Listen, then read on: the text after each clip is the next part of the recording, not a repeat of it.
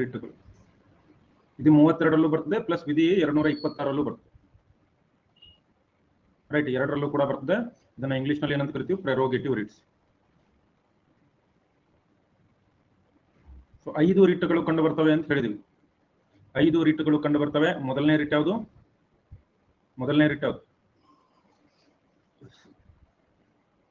Habeas corpus. Habeas corpus ಅಥವಾ ಬಂದಿ ಪ್ರತ್ಯಕ್ಷೀಕರಣ. ಇದ್ರ ಬಗ್ಗೆ ನಾನು ನಿನ್ನೆ ಕ್ಲಾಸಲ್ಲಿ ಹೇಳಿದ್ದೆ. ಎಸ್. ಸೊ ಇವತ್ತು ನೇರವಾಗಿ ಎರಡನೇ ರಿಟ್ ಅನ್ನ ಹೇಳೋಣ. ಯಾವ್ದು ಎರಡನೇ ರಿಟ್ಟು?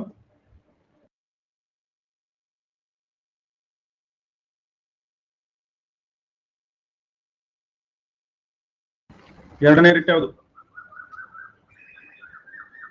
ಪರಮಾದೇಶ. ಎರಡನೇ ರಿಟ್ ಯಾವುದು? ಪರಮಾದೇಶ. ಪರಮಾದೇಶ ಅಂತಂದ್ರೆ ಏನು? ಪರಮಾದೇಶ ಅಂದ್ರೆ ಏನು?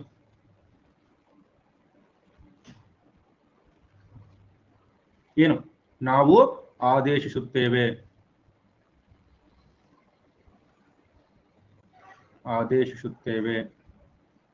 ಮ್ಯಾಂಡಮಸ್ ಅಂದ್ರೆ ಏನು? ವಿ ಕಮಾಂಡ್ ಅಂತ ಅರ್ಥ. ಕೇಳಿದ್ಯಾ? ಬಹಳ ಇಂಪಾರ್ಟೆಂಟು ಮ್ಯಾಂಡಮಸ್. ಅದರಲ್ಲೂ ಕೂಡ ಬಹಳ ಇಂಪಾರ್ಟೆಂಟ್. ಯಾಕೆ? ರೈಟ್. ಇದೇನಿದೆ? ಇದೊಂದು ನ್ಯಾಯಾಂಗ ನಿರ್ಧಾರ. ಯಾರ ವಿರುದ್ಧ ಹೊರಡಿಸ್ತೀವಿ? ತನ್ನ ಕರ್ತವ್ಯವನ್ನ ನಿರ್ವಹಿಸಲು ವಿಫಲನಾದ ಅಥವಾ ನಿರಾಸಕ್ತಿ ತೋರಿದ ಸಾರ್ವಜನಿಕ ಅಧಿಕಾರಿಗೆ ಅಥವಾ ಸಾರ್ವಜನಿಕ ಪ್ರಾಧಿಕಾರಕ್ಕೆ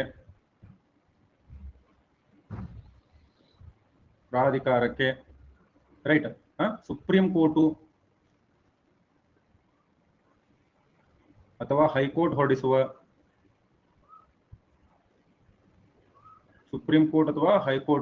ಹೊರಡಿಸುವಂತಹ ನ್ಯಾಯಾಂಗ ಆಜ್ಞೆ ಇದು. ನ್ಯಾಯಾಂಗದ ಆಜ್ಞೆ. ನೋಡ್ರಿ, ಯಾರಾದ್ರೂ ಸಾರ್ವಜನಿಕ ಅಧಿಕಾರಿ ಅಂತಂದ್ರೆ ಪಬ್ಲಿಕ್ ಆಫೀಸರ್ ಇರ್ಬೇಕು. ಅಂತಂದ್ರೆ ಸರ್ಕಾರದ ಸೇವೆಯಲ್ಲಿ ಇರುವವನಿರ್ಬೇಕು ಅವನು. ರೈಟ್. ಅದು ಕಾನ್ಸ್ಟಿಟ್ಯೂಷನಲ್ ಅಥಾರಿಟಿ ಆಗಿರ್ಬೋದು, ಕಾನೂನಾತ್ಮಕ ಆಗಿರ್ಬೋದು, ಕಾನೂನೇತರ ಅವರಿಗೆ ನಿಮ್ಮ ಕಾರ್ಯವನ್ನ ನಿರ್ವಹಿಸಲು ನೀವು ವಿಫಲರಾಗಿದ್ದಲ್ಲಿ ಅದನ್ನ ನಿರ್ವಹಿಸಿ ಅಂತೇಳಿ ಹೇಳೋದನ್ನ ನಾವೇನಂತ ಕರಿತೀವಿ? ಪರಮಾದೇಶ. ಇದನ್ನ ನೀವು ಯಾವುದೇ ಸಾರ್ವಜನಿಕ ಅಧಿಕಾರಿಗೆ ಇದು ಮಾಡಬಹುದು, ಅಥವಾ ಯಾವುದಾದ್ರೂ ಪ್ರಾಧಿಕಾರಕ್ಕೆ ವಿಧಿಸಬಹುದು, ಅಥವಾ ಕೆಳ ನ್ಯಾಯಾಲಯಕ್ಕೆ ವಿಧಿಸಬಹುದು, ಅಥವಾ ಯಾವುದಾದ್ರೂ ಒಂದು ನ್ಯಾಯಾಧಿಕರಣಕ್ಕೆ, ನ್ಯಾಯಾಧಿಕರಣಕ್ಕೆ ಇದನ್ನ ಹೊರಡಿಸಬಹುದು. ಎರಡನೇ ರಿಟ್ ಅನ್ನ ಇವೆಲ್ಲದಕ್ಕೂ ಹೊರಡಿಸಬಹುದು. ರೈಟ್. ಯಾರ ಪ್ರತಿಯಾಗಿ ಇದನ್ನು ಹೊರಡಿಸ್ತಾರೆ ಅವರು ಈ ಒಂದು ನಿರ್ಧಾರವನ್ನ ಒಪ್ಪಿಕೊಂಡು ಅವರ ಕೆಲಸವನ್ನ ಮಾಡಲೇಬೇಕಾಗುತ್ತೆ. ನೆನಪಲ್ಲಿಟ್ಕೊಳ್ಳಿ. ಅದಕ್ಕೆ ಇದನ್ನ ಏನಂತ ಕರೀತಾರೆ? Writ of justice.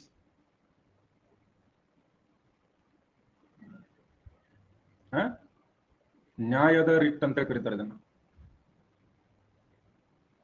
ನ್ಯಾಯದ ರಿಟ್ ಅಂತ ಕರೀತಾರೆ. ರಿಟ್ ಆಫ್ ಜಸ್ಟಿಸ್ ಅಂತ ಯಾವುದನ್ನ ಕರೀತಾರೆ ಅಂತ ಕೇಳ್ತಾರೆ. ಸಾರ್ವಜನಿಕರಲ್ಲ, ಸಾರ್ವಜನಿಕ ಅಧಿಕಾರಿಗೆ.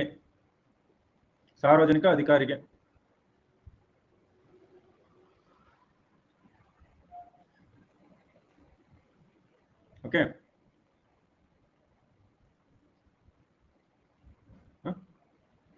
ಒಂದು ವೇಳೆ ವಿಫಲನಾದ್ರೆ ಅವನ ಮೇಲೆ ನ್ಯಾಯಾಂಗ ತನ್ನ ಕೆಲಸವನ್ನ ಮಾಡ್ತದೆ. ಅಂದ್ರೆ ಅವನಿಗೆ ಏನೇನು ಶಿಕ್ಷೆ ವಿಧಿಸಬೇಕು ಅದನ್ನ ಶಿಕ್ಷೆ ವಿಧಿಸ್ತದೆ.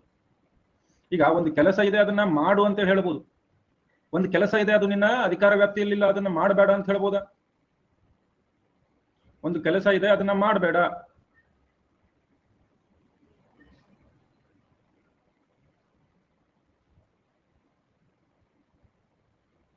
ಎಸ್, ಅದನ್ನು ಕೂಡ ಮಾಡಬಹುದು. ತನ್ನ ವ್ಯಾಪ್ತಿಯಲ್ಲಿ ಇಲ್ಲದಿರುವ ಕೆಲಸ ಮಾಡದಂತೆ ತಡೆ ಕೂಡ ಹಾಕಬಹುದು. ಇದು ನಿನ್ನ ವ್ಯಾಪ್ತಿಯಲ್ಲಿಲ್ಲ, ಇದನ್ನ ಕೆಲಸ ಮಾಡಬೇಡ, ನಿನ್ನ ವ್ಯಾಪ್ತಿಯಲ್ಲಿ ಇಲ್ಲ, ಸೊ ಹೀಗಾಗಿ ಮಾಡಬೇಡ. Good evening sir, this is my first class. Welcome ಸ್ವಾಮಿ ಅವರು. ಅರ್ಥ ಆಗ್ತಿದ್ಯಾ? ಇಲ್ಲಿ ನೀವು ಎರಡನ್ನೂ ಅರ್ಥ ಮಾಡ್ಕೋಬೇಕು. ನಾವು ಆದೇಶಿಸುತ್ತೇವೆ ಏನು, ನೀನು ನಿನ್ನ ಕೆಲಸವನ್ನ ಮಾಡ್ತಾ ಇಲ್ಲ, ಮಾಡು, ಇಲ್ಲ ಈ ಕೆಲಸ ನಿನ್ನದೆಲ್ಲ ಮಾಡಬೇಡ, ಇವೆರಡನ್ನೂ ಕೂಡ ಹೇಳಬಹುದು, ಇವೆರಡನ್ನ ಕೂಡ ಹೇಳಬಹುದು. ಹಾಗಂತೇಳಿ ಇದಕ್ಕೆ ಯಾವ ರೀತಿ ನಿರ್ಬಂಧನೆಗಳಿವೆ ಅದನ್ನ ನಾನು ಹೇಳ್ತೀನಿ, ಇದನ್ನ ಮೊದಲು ಬರ್ಕೊಳ್ರಿ.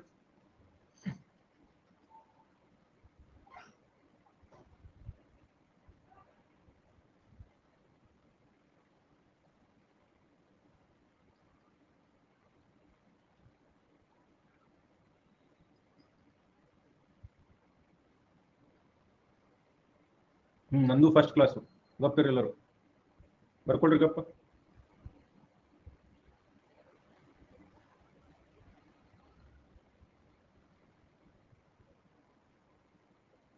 ಮುಗಿತಾ ಎಲ್ಲರದು?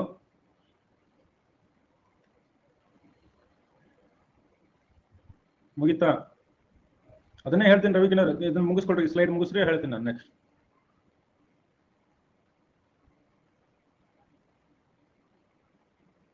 ಇನ್ನು ಯಾರ ವಿರುದ್ಧ ಇದನ್ನ ವಿಧಿಸುವಂತಿಲ್ಲ ಅನ್ನೋದನ್ನ ಹೇಳ್ತೀನಿ. ಮೊದಲು ಇದನ್ನ ಬರ್ಕೊಳ್ಳಿ ಬೇಗ. ಮೊದಲನೇ ಸೈಡ್ ಲೇಟ್ ಆಗಿ ಬಂದು ವೇಟ್ ಅಂದ್ಬಿಡ್ಬೋದು.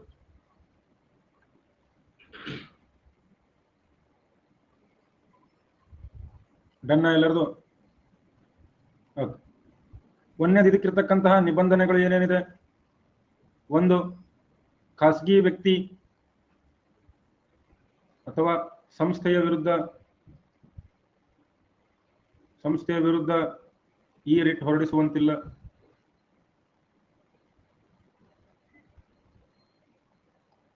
ರೈಟ್. ಎರಡನೇದ್ದು, ಶಾಸನಾತ್ಮಕ ಅಧಿಕಾರ ಆಗಿರ್ಬೋದು, ಅಧಿಕಾರ ಮತ್ತು ಇಲಾಖೆ ಸೂಚನೆಗಳನ್ನ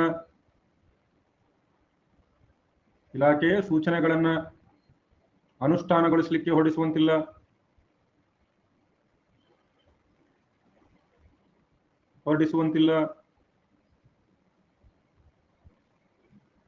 ಕರಾರು ಬಾಧ್ಯತೆಯನ್ನ ಅನುಷ್ಠಾನಗೊಳಿಸಲಿಕ್ಕೆ ಹೊರಡಿಸುವಂತಿಲ್ಲ. ಅನುಷ್ಠಾನಗೊಳಿಸಲು ಹೊರಡಿಸುವಂತಿಲ್ಲ. ನಾಲ್ಕನೇದ್ದು, ರಾಷ್ಟ್ರಾಧ್ಯಕ್ಷರು ಮತ್ತು ರಾಜ್ಯಪಾಲರ ವಿರುದ್ಧ ಹೊರಡಿಸುವಂತಿಲ್ಲ.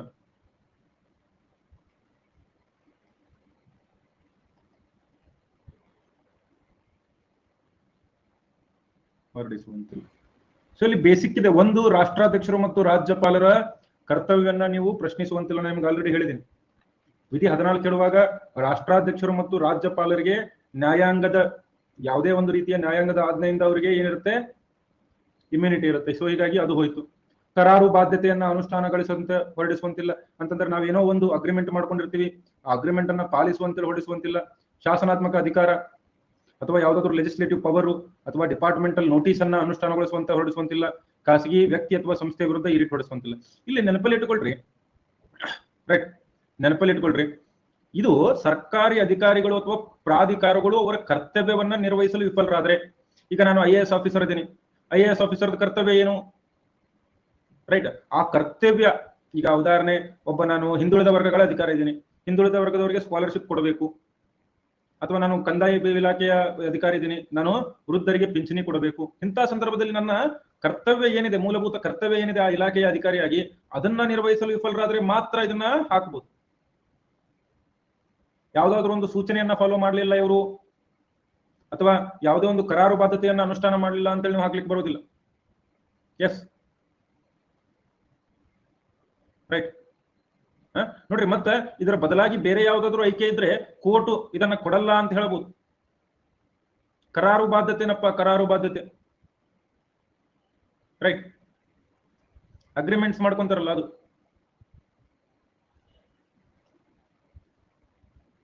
ಓಕೆ,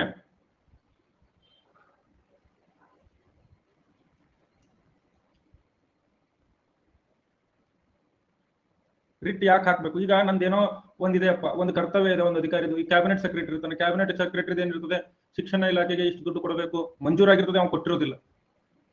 ಸೊ ಅಂತ ಸಂದರ್ಭದಲ್ಲಿ ನೀವು ರಿಟ್ ಹಾಕ್ಬೇಕು. ಶಾಸನಾತ್ಮಕ ಅಧಿಕಾರ, ಲೆಜಿಸ್ಲೇಟಿವ್ ಪವರ್ ಏನಿರುತ್ತದೆ, ಯಾರಾದ್ರೂ ಒಬ್ಬರದು ಶಾಸನಾತ್ಮಕ ಅಧಿಕಾರ ಇದ್ರೆ ಅಥವಾ ಇಲಾಖೆ ಸೂಚನೆಗಳಿದ್ರೆ, ಈಗ ಇಲಾಖೆ ಸೂಚನೆ ಯಾರು ಕೊಡ್ತಾರೆ? ಇಲಾಖೆ ಕೊಡ್ತಾ ಇಲ್ಲ. ಈಗ ಇಲಾಖೆಯನ್ನ ಪ್ರಶ್ನೆ ಮಾಡ್ಬೇಕು ನೀವು, ಕೆಳಗಿನ ಅಧಿಕಾರಿಯನ್ನ ಪ್ರಶ್ನೆ ಮಾಡಿದ್ರೆ, ಇಲಾಖೆ ಅಧಿಕಾರಿಯನ್ನ ಪ್ರಶ್ನೆ ಮಾಡ್ಬೇಕು, ಬೇರೆಯವರಿಗೆ ಪ್ರಶ್ನೆ ಮಾಡಿದ್ರೆ ಆಗುತ್ತಾ? ಇಲ್ಲ. ಬೇರೆವೇ ಇದ್ದಾಗ ಇದನ್ನ ಕೊಡೋದಿಲ್ಲ ಅದು, ರೈಟ್. ಈಗ ಕೆಳ ಹಂತದ ನ್ಯಾಯಾಲಯಗಳು ತಮ್ಮ ಕೆಲಸವನ್ನ, ಈಗ ಒಬ್ರು ಯಾರ ವಿರುದ್ಧ ಕೇಸ್ ಫೈಲ್ ಮಾಡಬೇಕಾಗಿದೆ, ಕೇಸ್ ಫೈಲ್ ಮಾಡ್ಲಿಕ್ಕೆ ಅವಕಾಶ ಕೊಡ್ಲಿಲ್ಲ, ಅಂತ ಸಂದರ್ಭದಲ್ಲಿ ಸುಪ್ರೀಂ ಕೋರ್ಟ್ ಹೇಳ್ಬೋದು, ಈ ಕೇಸ್ ಫೈಲ್ ಮಾಡ್ಕೊ. ಸೊ ಯಾರ್ಯಾರು ತಮ್ಮ ಕಾರ್ಯವನ್ನ ನಿರ್ವಹಿಸುವುದಿಲ್ಲ, ರೈಟ್, ಯಾರ್ಯಾರು ತಮ್ಮ ಕಾರ್ಯವನ್ನ ನಿರ್ವಹಿಸುವುದಿಲ್ಲ ಅವರ ವಿರುದ್ಧ ನಾವೇನು ಆದೇಶ ಮಾಡಬಹುದು, ಹೈಕೋರ್ಟ್ ಮತ್ತು ಸುಪ್ರೀಂ ಕೋರ್ಟ್. ಗೌರ್ಮೆಂಟ್ ಎಂಪ್ಲಾಯೀಸ್ಗೆ ಹಾಕ್ಬಹುದು, government employees, government authorities. So basically ಇದು ಎಕ್ಸಿಕ್ಯೂಟಿವ್ ಮೇಲೆ, ಅಂದ್ರೆ ಕಾರ್ಯಾಂಗದ ಮೇಲೆ ಹಾಕಬಹುದು ಇದನ್ನ. ಕಾರ್ಯಾಂಗ ಮತ್ತು ನ್ಯಾಯಾಂಗ, ಶಾಸಕಾಂಗದ ಮೇಲೆ ಹೇಳಕ್ ಬರುವುದಿಲ್ಲ. ಕಾರ್ಯಾಂಗ ಮತ್ತು ನ್ಯಾಯಾಂಗದ ಮೇಲೆ ನೀವು ಈ ರಿಟ್ ಅನ್ನ ಹಾಕಬಹುದು. ಅರ್ಥ ಆಯ್ತಾ ಎಲ್ಲರಿಗೂ ಮ್ಯಾಂಡಮಸ್?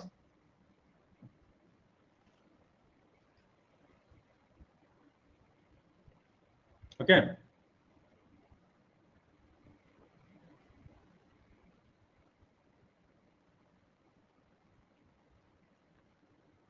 ಕಾಂಟ್ರಾಕ್ಚುಯಲ್ ಒಬ್ಲಿಗೇಷನ್, ಅದೇ ಕರಾರು ಬಾಧ್ಯತೆ ಅಂತ ಹೇಳಿದ್ನಲ್ಲ ನಾನು. ಕರಾರು ಬಾಧ್ಯತೆಗೆ ಕಾಂಟ್ರಾಕ್ಚುಯಲ್ ಒಬ್ಲಿಗೇಷನ್ ಅಂತ ಕರೀತಾರೆ. ಅಗ್ರಿಮೆಂಟ್ ಮಾಡ್ಕೊಂಡು ನೀವು ಅದನ್ನ ಪೂರ್ತಿ ಮಾಡಿಲ್ಲ ಅಂತೇಳಿ ಹಾಕಕ್ ಬರೋದಿಲ್ಲ. ಮುಗಿತಾ ಇದು? ಎಲ್ಲರಿಗೂ ಮ್ಯಾಂಡಮಸ್ ಅರ್ಥ ಆಗಿದೆಯಾ? ಯಾರ್ಯಾರಿಗೆ ಅರ್ಥ ಆಗಿದೆ ಟ್ರೂ ಅಂತ ಹಾಕ್ರಿ.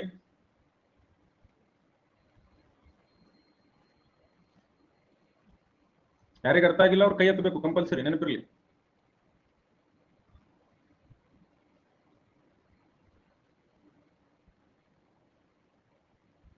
ಅಭಿಷೇಕ, ಕುಮಾರ, ಶ್ವೇತಾ, ಏನ್ ಅರ್ಥ ಆಗಿಲ್ಲ?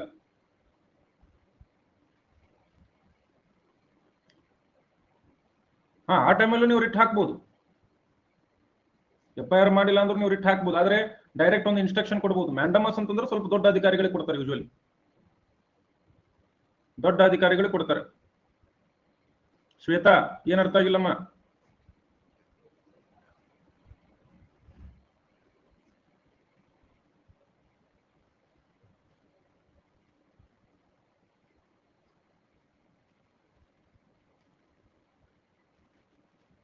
ಇಂಗ್ಲಿಷ್ ನಲ್ಲಿ ಹೇಳಿ.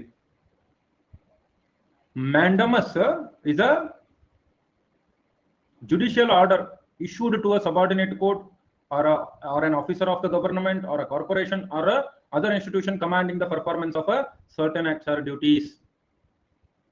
Right? Certain acts or duties. Clear idea? Okay. In next ಯಾವುದು? ಮೂರನೇದು ಯಾವುದು? ಮೂರನೇದು ಯಾವುದು? ಪ್ರಾಹಿಬಿಷನ್.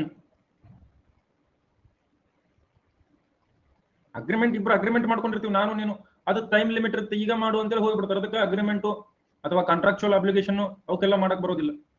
ಪ್ರಾಹಿಬಿಷನ್, ಪ್ರಾಹಿಬಿಷನ್ ಅಂತಂದ್ರೆ ಏನು? ಪ್ರಾಹಿಬಿಷನ್ ಅಂತಂದ್ರೆ ಏನು ಕನ್ನಡದಲ್ಲಿ? ಪ್ರತಿಬಂಧಕಾಜ್ಞೆ. ಪ್ರತಿಬಂಧಕಾಜ್ಞೆ, ರೈಟ್. ಎಂತವರಿಗೆ? ರೈಟ್, ಪ್ರತಿಬಂಧಕಾಜ್ಞೆ ಎಂತವ್ರಿಗೆ ನೀವು ಮಾಡಬಹುದು? ಯಾವುದೋ ಒಂದು ಕೆಳಹಂತದ ನ್ಯಾಯಾಲಯ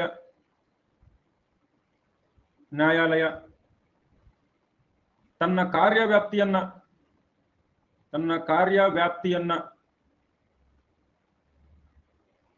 ಮೀರಿದ್ದರೆ ಅಥವಾ ಅತಿಕ್ರಮಿಸಿದ್ದರೆ ಅಂತಹ ನ್ಯಾಯಾಲಯಗಳಿಗೆ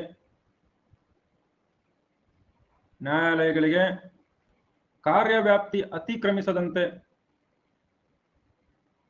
ಅತಿಕ್ರಮಿಸದಂತೆ ನೀಡುವ ಆಜ್ಞೆ ಇದು. ಈಗ ನಿಮ್ದು ಜ್ಯೂರಿಸ್ಡಿಕ್ಷನ್ ಇರ್ತದೆ, ಎಲ್ಲರದು ಒಂದು ಜ್ಯೂರಿಸ್ಡಿಕ್ಷನ್ ಇರ್ತದೆ, ಕಾರ್ಯವ್ಯಾಪ್ತಿ ಅಂತ ಬರ್ತದೆ. ಅದು ಕಾರ್ಯವ್ಯಾಪ್ತಿ, ಈಗ ಏನೇ ಒಂದು ಕಾರ್ಯವ್ಯಾಪ್ತಿ ಇರಬಹುದು, ರೈಟ್. ಉದಾಹರಣೆಗೆ ಈಗ ಕರ್ನಾಟಕದಲ್ಲಿ ಒಂದು ಬಾಗಲಕೋಟೆ ಜಿಲ್ಲಾ ನ್ಯಾಯಾಲಯ ಇದೆ. ಸೊ ಈ ಬಾಗಲಕೋಟೆ ಜಿಲ್ಲಾ ನ್ಯಾಯಾಲಯ ಏನ್ ಮಾಡ್ತಾ ಇದೆ ಇದು? ಬೆಳಗಾವಿ ಜಿಲ್ಲೆಯ ವ್ಯಾಪ್ತಿ ಬರುವಂತಹ ಪ್ರಕರಣ ತಗೊಳ್ತಾ ಇದೆ. ಅಥವಾ ಮೂಲಭೂತ ಹಕ್ಕುಗಳನ್ನ ಜಾರಿಗೊಳಿಸಲಿಕ್ಕೆ ಪ್ರಯತ್ನ ಮಾಡ್ತಾ ಇದೆ. ಇವೆರಡು ನೋಡ್ರಿ ಇದರ ಕಾರ್ಯವ್ಯಾಪ್ತಿಯಿಂದ ಹೊರಗಡೆ ಇದೆ ಅಲ್ವೋ? ಸೊ ನೀವು ಕಾರ್ಯವ್ಯಾಪ್ತಿಯಿಂದ ಹೊರಗಡೆ ಹೋಗ್ತಾ ಇದ್ದೀರಿ, ಕಾರ್ಯವ್ಯಾಪ್ತಿಯಿಂದ ಹೊರಗಡೆ ಹೋಗ್ತಾ ಇದ್ದೀರಿ. So keep your self within the limits of your jurisdiction.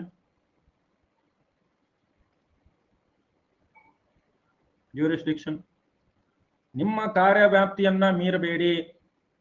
ನಿಮ್ಮದೆಷ್ಟಿದೆ ಅಧಿಕಾರ ಅಷ್ಟು ಮಾತ್ರ ಅಧಿಕಾರ. ಇದನ್ನ ನೋಡ್ರಿ ನ್ಯಾಯಾಲಯಗಳಿಗೆ ನೀಡಬಹುದು.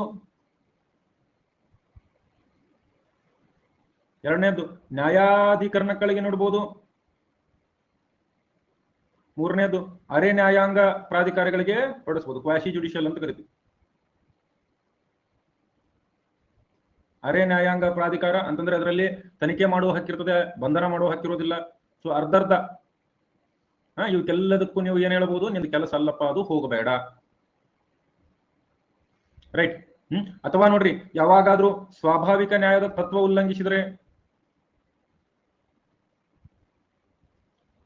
ಉಲ್ಲಂಘಿಸಿದ್ರೆ ಅವಾಗ್ಲೂ ಕೂಡ ಇದನ್ನ ಕೊಡಬಹುದು. ನಿಮ್ದು ತಪ್ಪು ಮಾಡ್ತಾ ಇದ್ರಿ ನೀವು, ಯಾವ್ದಾದ್ರು ಅಸಾಂವಿಧಾನಿಕ ಕೆಲಸವನ್ನ ಮಾಡಿದ್ರೆ,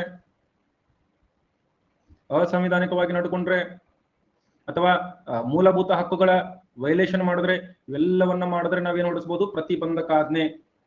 ಒಂದ್ ರೀತಿ ಮ್ಯಾಂಡಮಸ್ ನ ಉಲ್ಟಾ ಇದು. ರೈಟ್. ಇದು ಮ್ಯಾಂಡಮಸ್ ಪ್ರತಿಬಂಧಕಾಜ್ಞೆ. ಶಂಕರ್ ಸೈನ್ಸ್ ಯಾರು ಬೆಸ್ಟ್ ಇಲ್ಲ, ನೀವೇ ಸೆಲೆಕ್ಟೆಡ್ ಮಾಡ್ಕೊಳ್ಳಿ. ಇಷ್ಟ ಬಂದಿದೆ. ಏನದು ನಾಗರಾಜ್?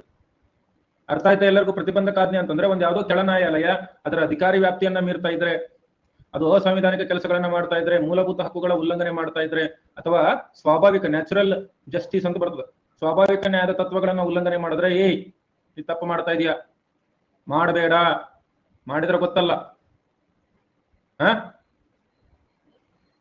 ಗೊತ್ತಿಲ್ಲ ನಿನ್ ಕೆಲಸ ಅನ್ನೋದು, ಅದೇ ನಿನ್ ಕೆಲಸ ಎದಕ್ ಮಾಡಕತ್ತಿ ಅಂತ ಹೇಳಿ ಮೇಲಿನ ನ್ಯಾಯಾಲಯ, ಸುಪ್ರೀಂ ಕೋರ್ಟ್ ಅಥವಾ ಹೈಕೋರ್ಟ್ ಹೇಳ್ತದೆ, ನಾ ಅಲ್ಲ.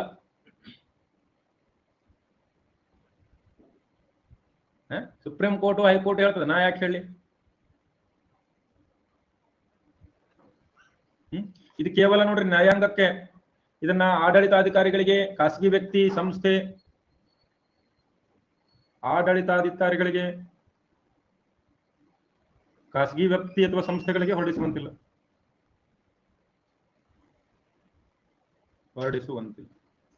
ಇದೇನು ಪ್ರೊಹಿಬಿಷನ್. ನಾನು ಫುಲ್ ಶಾಕ್ ಆಗಿಬಿಟ್ಟೆ.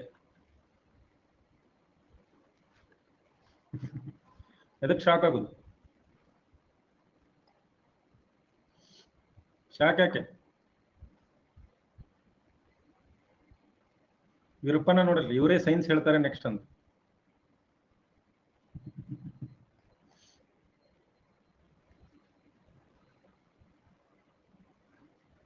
ಮತ್ತ ಉದುರು ಬೇಡನ? ಉದುರು ಬೇಡ.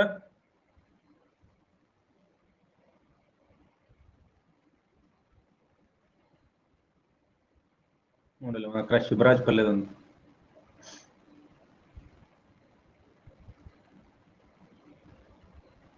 ಆಫ್ಲೈನ್ ಕ್ಲಾಸ್ ಕೇಳೋ ಹಾಗಾಯ್ತು ಸರ್. ನನಗ ಈಗ ಒಂದೇನಾದ್ರೂ ಪಾಠ ಮಾಡ್ಬೇಕಂದ್ರೆ ಅದು ನನಗೆ ಬರ್ತಿರ್ಬೇಕು. ಸೈನ್ಸ್ ಅಂತಂದ್ರೆ ನನಗೆ ದೂರಕ್ಕೆ ಸಂಬಂಧ ಇಲ್ಲ. ನೀವು ಯಾವ ಸಬ್ಜೆಕ್ಟ್ ಹೇಳಿದ್ರು ನಾನಂತೂ ಬರ್ತೀನಿ ಸರ್. ನೀವೆಲ್ಲೋ ನಾವಲ್ಲಿ ಮಾರಿ ಕಡೆ ಮಾರಿ ಒಳ್ಳೊಳ್ಳೆ ಶಿಕ್ಷಕರದ ಪಾಠ ಕೇಳಿ ಪಟ್ಟನ ಎಕ್ಸಾಮ್ ಮುಗಿಸ್ಕೊಂಡು ಪಾಸ್ ಮಾಡಿ ಅನ್ಅಕಾಡೆಮಿ ಅನ್ಇನ್ಸ್ಟಾಲ್ ಮಾಡಿ ಹೋಗ್ಬೇಕು ಅನ್ನೋ ವಿಚಾರ ಇಲ್ಲ.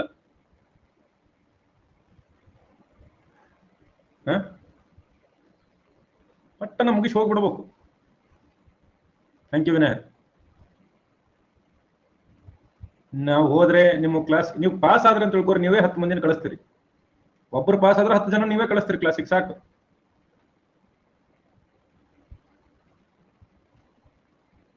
ಮುಗಿತಾ ಇದು. ನೆಕ್ಸ್ಟ್ ಯಾವುದು? ನಾಲ್ಕನೇದು ಯಾವುದು? ಪ್ರೊಹಿಬಿಷನ್ ಆಯ್ತು, ಮ್ಯಾಂಡಮಸ್ ಆಯ್ತು, ಸರ್ಶ್ಯೋರರಿನೂ ಆಗಿಲ್ಲ. ಉತ್ಪ್ರೇಕ್ಷಣಾ ಲೇಖ.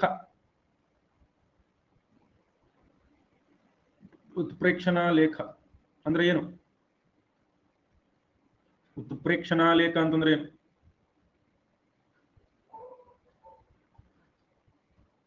ರೈಟ್.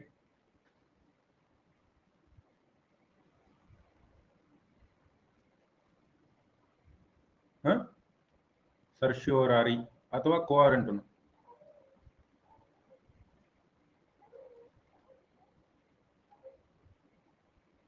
ಸರ್ಶ್ಯೋರಾರಿ ಅಂತಂದ್ರೇನು, ಕೋವಾರಂಟು ಅಂತಂದ್ರೇನು? ಸರ್ಶ್ಯೋರಾರಿ ಅಂತಂದ್ರೆ ಉತ್ಪ್ರೇಕ್ಷಣಾ ಲೇಖ.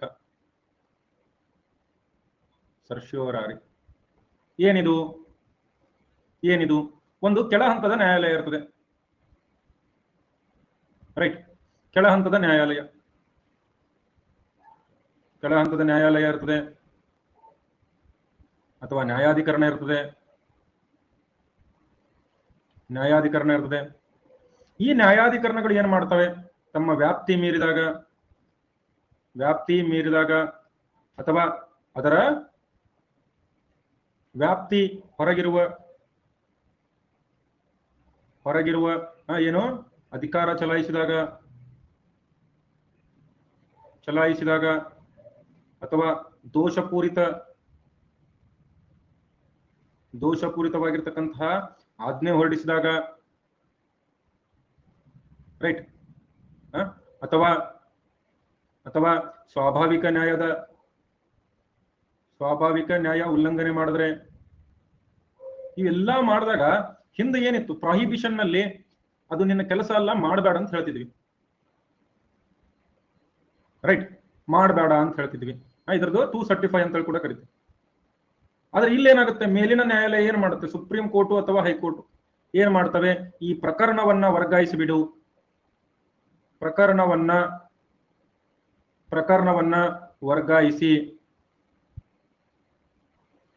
ವರ್ಗಾಯಿಸುವಂತೆ ಆಜ್ಞೆ ನೀಡುವುದನ್ನೇ ನಾವೇನಂತ ಕರಿತೀವಿ? ಉತ್ಪ್ರೇಕ್ಷಣಾ ಲೇಖ ಅಂತ ಕರಿತೀವಿ. ಅಷ್ಟೇ. ಅದು ನಿನ್ನ ಕೆಲಸ ಅಲ್ಲ. ರೈಟ್. ಅದು ನಿನ್ನ ಕೆಲಸ ಅಲ್ಲ. ಇದನ್ನ ವರ್ಗಾಯಿಸಿಬಿಡು ಅಂತೇಳಿ ಹೇಳ್ಬಿಡುತ್ತೆ. ಅಂದ್ರೆ ಏನು? ಈ ಆಜ್ಞೆಯನ್ನ, ಈ ಕೆಳಗಿನ ನ್ಯಾಯಾಲಯದ ಆಜ್ಞೆಗಳನ್ನ ಅಥವಾ ನಿರ್ಧಾರಗಳನ್ನ ಏನ್ ಮಾಡ್ತದೆ? ರದ್ದು ಮಾಡಿ ವರ್ಗಾಯಿಸ್ಕೊಳ್ತದೆ, ಸ್ಕ್ವಾಶ್ ಮಾಡುತ್ತದೆ. ಅದೇ ಆಗಿದ್ದು 70ರಲ್ಲಿ K Kraipak versus union of India ಕೇಸ್ದಲ್ಲಿ. Right. Indian forest service selection list squash ಮಾಡಿದ್ರು ಸರ್ಶ್ಯೋರಾರಿಯಲ್ಲಿ. ಅರ್ಥ ಆಗ್ತಿದೆಯಾ ಸರ್ಶ್ಯೋರಾರಿ ಅಂತಂದ್ರೆ ಏನಂತ ಹೇಳಿ?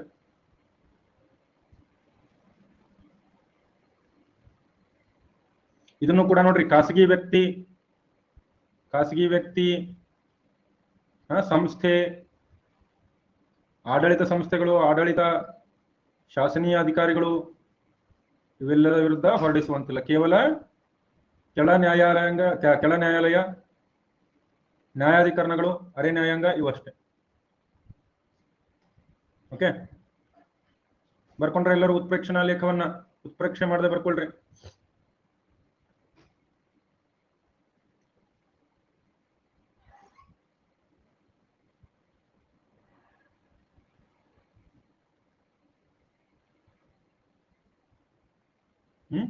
ಇಲ್ಲಿ 235 ಯಾಕಂತಂದ್ರೆ ಈ ಪ್ರಕರಣವನ್ನ ವರ್ಗಾಯಿಸಿದ ಮೇಲೆ ನೀವು ನೀಡಿದಂತ ಆಜ್ಞೆ ಸರಿ ಇದೆಯಾ ತಪ್ಪಿದೆ ಅಂತ ಚೆಕ್ ಮಾಡ್ತಾರೆ.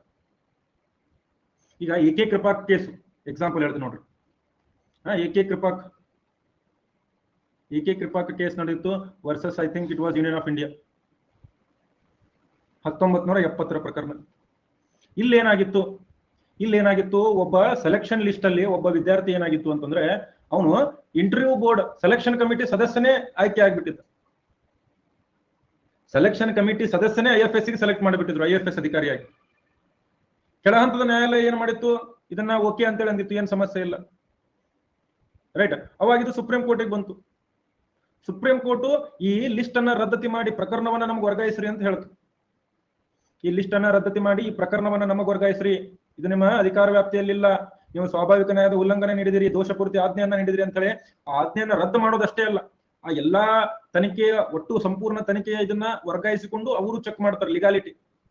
ಚೆಕಿಂಗ್ ಲೆಗಾಲಿಟಿ ಆಫ್ ಎನ್ ಆರ್ಡರ್ ಅಂತ ಕರಿಬಹುದು. ಅದು ಕಾನೂನುಬದ್ಧವಾಗಿದೆಯೇ, ಆ ಒಂದು ಆಜ್ಞೆಯ ಕಾನೂನುಬದ್ಧತೆಯನ್ನ ಚೆಕ್ ಮಾಡಲಾಗ್ತದೆ. ಪ್ರಾಹಿಬಿಷನ್ ಅಂತಂದ್ರೆ ಮಾಡಬೇಡ ಅಂತ ಅಷ್ಟೇ ಹೇಳ್ತಾರೆ. ಪ್ರಾಹಿಬಿಷನ್ ಈಗ ನಿನ್ನ ಅಧಿಕಾರ ವ್ಯಾಪ್ತಿಯಲ್ಲಿ ಇಲ್ಲ, ಅದನ್ನ ಮಾಡಬೇಡ ಆಲೇಶ್. ಬಟ್ ಏನು ಈ ಉತ್ಪ್ರೇಕ್ಷಣಾ ಲೇಖದಲ್ಲಿ ನಿನ್ನ ಅಧಿಕಾರ ವ್ಯಾಪ್ತಿಯಲ್ಲಿಲ್ಲ, ನೀನು ತಪ್ಪು ಕೊಟ್ಟಿದ್ಯಾ, ಅದನ್ನ ರದ್ದು ಮಾಡ್ತಾ ಇದ್ದೀನಿ, ನೀ ಏನೇನು ವಿಚಾರಣೆ ಮಾಡಿದೆಯಲ್ಲ ಎಲ್ಲ ನನಗೆ ಕಳಿಸು, ನಾನು ನೋಡ್ಕೊಂತೀನಿ ನಿನ್ನ ಮೇಲೆ ಅದನ್ನ. ನಿನ್ನ ಆಜ್ಞೆ ತಪ್ಪು ನೆಗೆಟಿವ್, ನನಗೆ ಕಳಿಸು, ನಾನು ಸರಿ ಮಾಡ್ತೀನಿ ಪಾಸಿಟಿವ್. ಅರ್ಥ ಆಯ್ತು Ramesh?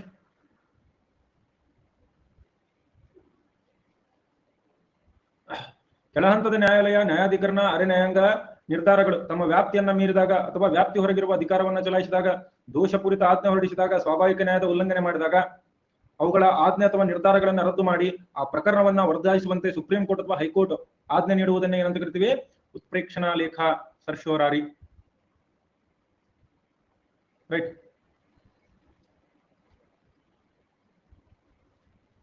Right. What is certiorari? What is certiorari? Certiorari is issued to a lower court directing that the transfer of a case for review, usually to overrule the judgment of a lower court.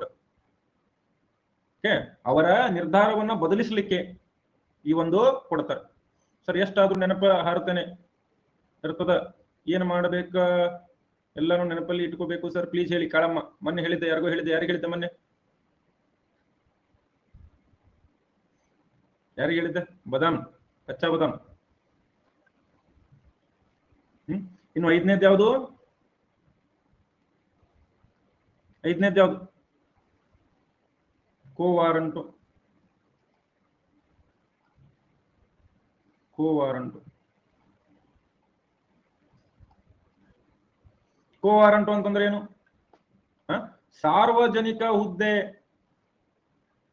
ಸಾರ್ವಜನಿಕ ಹುದ್ದೆ ಹೊಂದಲು ಒಬ್ಬ ವ್ಯಕ್ತಿಗೆ ಇರಬೇಕಾದ ಅರ್ಹತೆಯ ಬಗೆಗೆ, ಅರ್ಹತೆಯ ಕಾನೂನುಬದ್ಧತೆಯ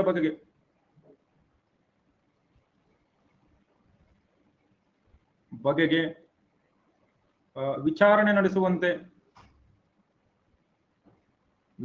ನಡೆಸುವಂತೆ ನ್ಯಾಯಾಲಯ ನೀಡುವ ಆದೇಶ ಇದು. ಈಗ ಮುಂದೆ ನೀವು ಯಾರೋ FDA, SDA, PSI ಆದ್ರಿ, PSI ಆದ್ರೆ ಯಾರು PSI ಹಾಕಿರಿ ಹೇಳ್ರಿ? ಪಟ್ಟಣ PSI ಯಾರು ಹಾಕ್ತಿರಿ? FDA ಯಾರು ಹಾಕಿರಿ? ಹುಸೇನ PSI ಆದ ಅಂತ ತಿಳ್ಕೊಳ್ರಿ. ಈಗ ಹುಸೇನ್ ಒಂದು ಚೆಕ್ ಮಾಡತಾರ, ಇವನಿಗೆ ಅರ್ಹತೆ ಇದೆಯಾ, ಇವನು ಎಕ್ಸಾಮ್ ಪಾಸ್ ಆಗಿದಾನ, ಇವನು ಕಾನೂನುಬದ್ಧ ರೀತಿಯಲ್ಲಿ ಈ ಹುದ್ದೆಯನ್ನ ಪಡ್ಕೊಂಡಿದ್ದಾನ ಅಂತೇಳಿ ಚೆಕ್ ಮಾಡೋದೇ ಯಾವುದು? Quo warranto. Quo warranto questions the title as to holder of an office. What is your authority? ಇದರ ಅರ್ಥ ಏನು? What is your authority?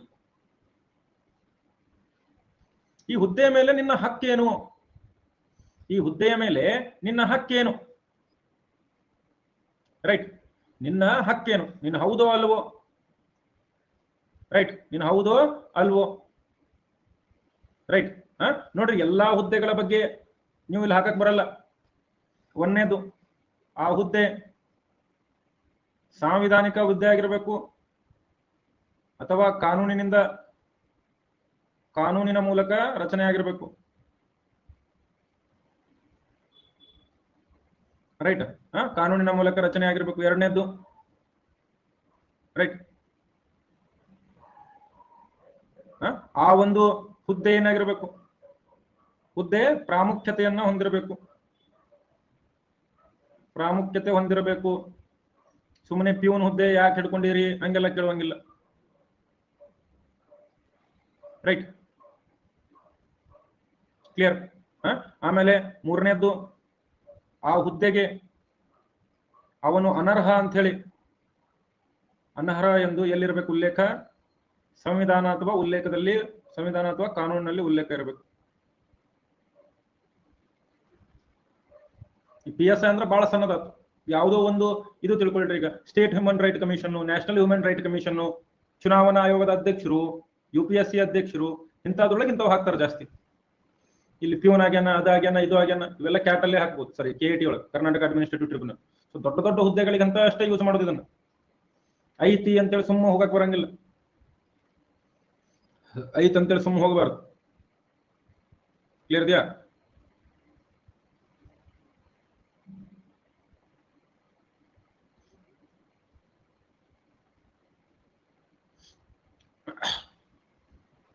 ಎಲ್ಲರಿಗೂ 5 ರಿಟ್ಗಳು ಅರ್ಥ ಆಯ್ತಾ? What is your authority? I am educator, Unacademy legend educator. ನಿಮ್ದು ಹೇಳ್ರಿ, ನಿಮ್ದೇನು?